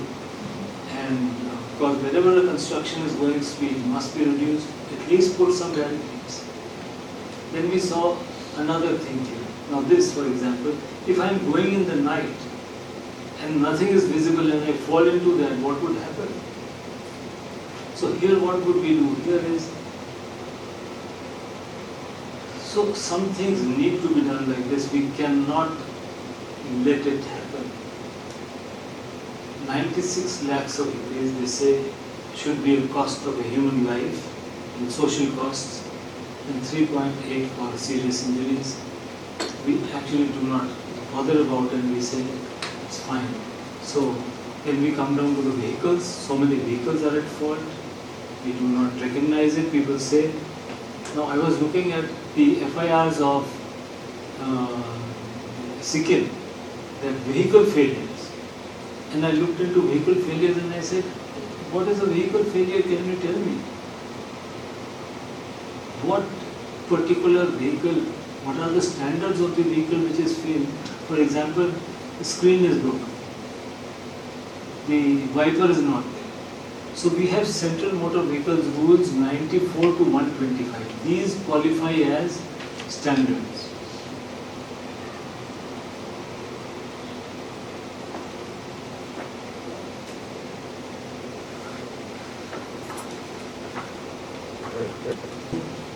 If you can just open page 112.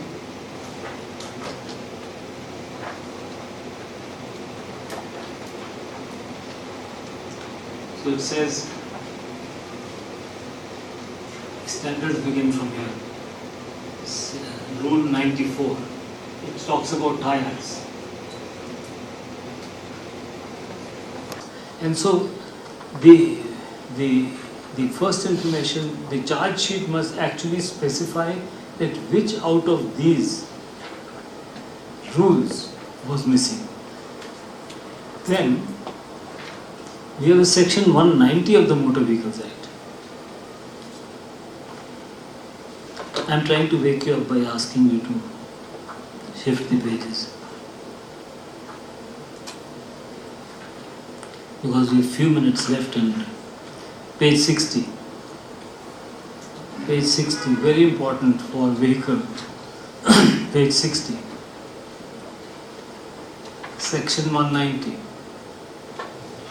This culminates into all the, it says here, and if you underline the section 90 and look into this, subsection 2 says any person who drives or causes or allows to be driven in any public place a motor vehicle which violates the standards prescribed in relation to road safety. So the standards are from 94 to 125. And then he says,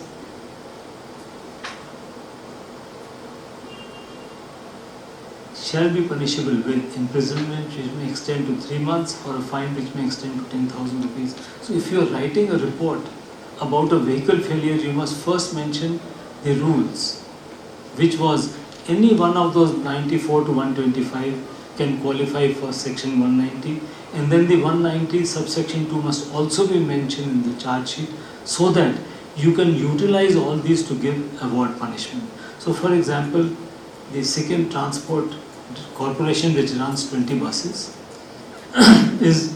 sends out a vehicle without a wiper, and it is raining and it hits into somebody. So the Transport Corporation, the depot in charge, should have not given the vehicle. So he is also responsible. So who all are responsible under this is also then qualified by the Motor Vehicle Act sections. And then, for example, how many hours would you work?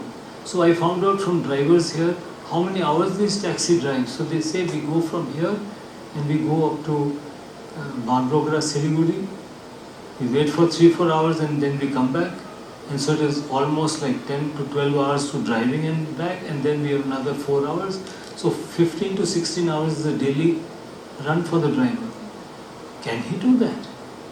Now, so if you say that he is fatigued or driving, then under what section? So here, we came to Arunachal and he says, I am driving 8 hours. I get 3 hours to sleep, 4 hours, and I drive again 8 hours. And I'm fatigued and I'm tired. So we have a restriction on. So section 91 of the Motor Vehicle Act. कब निकलेंगे? So he is not ergonomic and he is actually fatigued totally. So if I have to write in my charge that this driver was driving beyond, how would I write? So I have to refer to section 91 of the Motor Vehicle Act, which says, please refer to the 13 of the Motor Transport Vehicles Act 1961, which says no person can be able to drive more than 8 hours. From the time you come in to the time you go, if you give him a rest, it's allowed to extend that period, but otherwise not. How many reports have you seen that they have included the Motor Transport Vehicles Act or the Motor Vehicles Act? None. So here is what, if you find a vehicle, he says, no, the driver was tired, please give us the detail of the Motor Transport Vehicles Act, the Motor Vehicle Act, so that you can give adequate punishment. And to whom?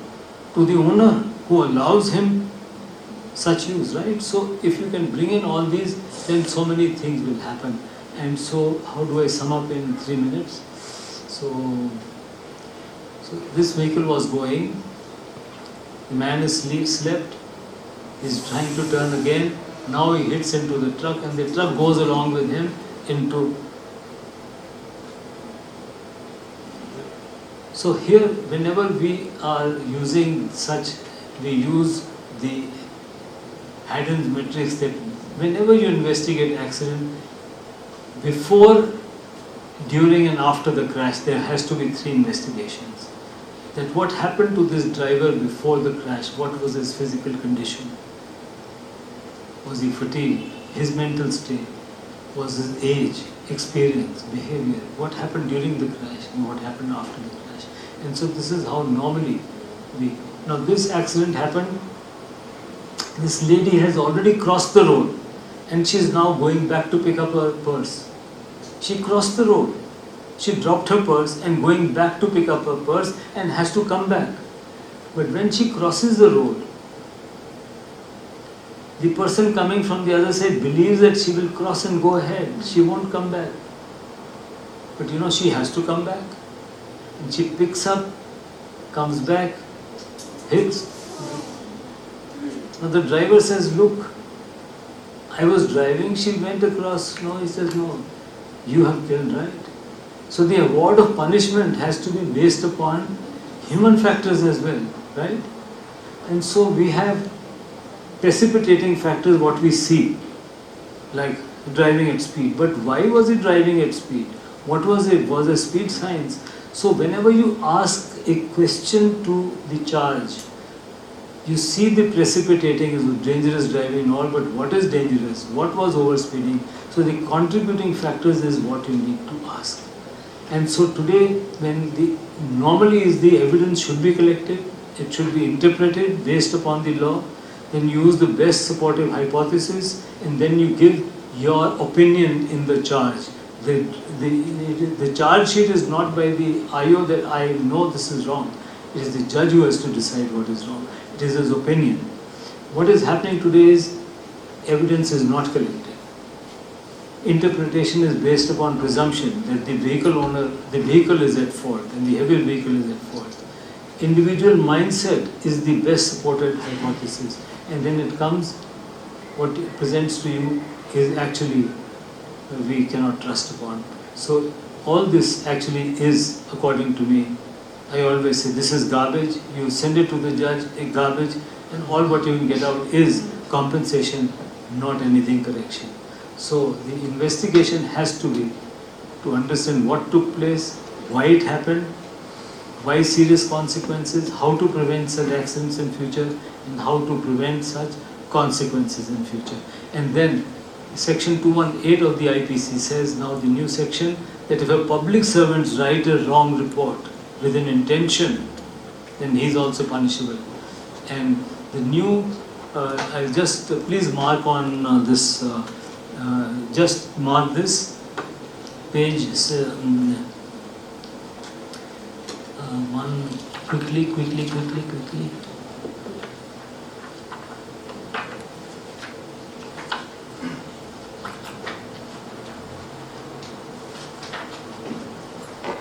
Open page 163. 163. We're closing in 2 minutes, 3 minutes. And Central Motor Vehicle Rules 158. These have got 42 sub-rules. This is the new law which has now come in. Central Motor Vehicle Rules, that it has got a responsibility of the judiciary, of the police, of the transport department, of everybody, that what to do in case of investigation by police, generally slanted to compensation. And so, to complete the whole story of today is that the IPC cannot be used in isolation. The IPC has to be with reference to the Motor Vehicles Act, the Central Motor Vehicle Rules, the Automobile Standards, the BIS Standards, the Codes of Practice, the State Motor Vehicle Rules, the Central Motor Vehicle Rules, and the Driving Regulations. With all that reference, only you can bring the IPC. IPC alone is not. It has got not its 2 feet. And so, finally, you have to take care of the whole thing. I close my presentation by I had an association with my late President, Dr. Abdul Kalam. He was, in fact, very passionate about road safety. And one day he called me and told me that, you go and deliver so many deliveries, lectures, can you pass on one message of mine? And I put this on a slide, and he said that if you really want to achieve a developed India, get out of this pitiable state of inaction. Don't think small in your lifetime. And he says that rules, procedures have to be changed. Why don't you do it? We're not talking about acts, but regular daily procedures. And he says if you want to make up lost time, we must move to learn fast. And lastly, don't think in your own closed compartments. We need to think holistically. So, thank you very much for being here, and I wish we could have gone more. We could go for many days together.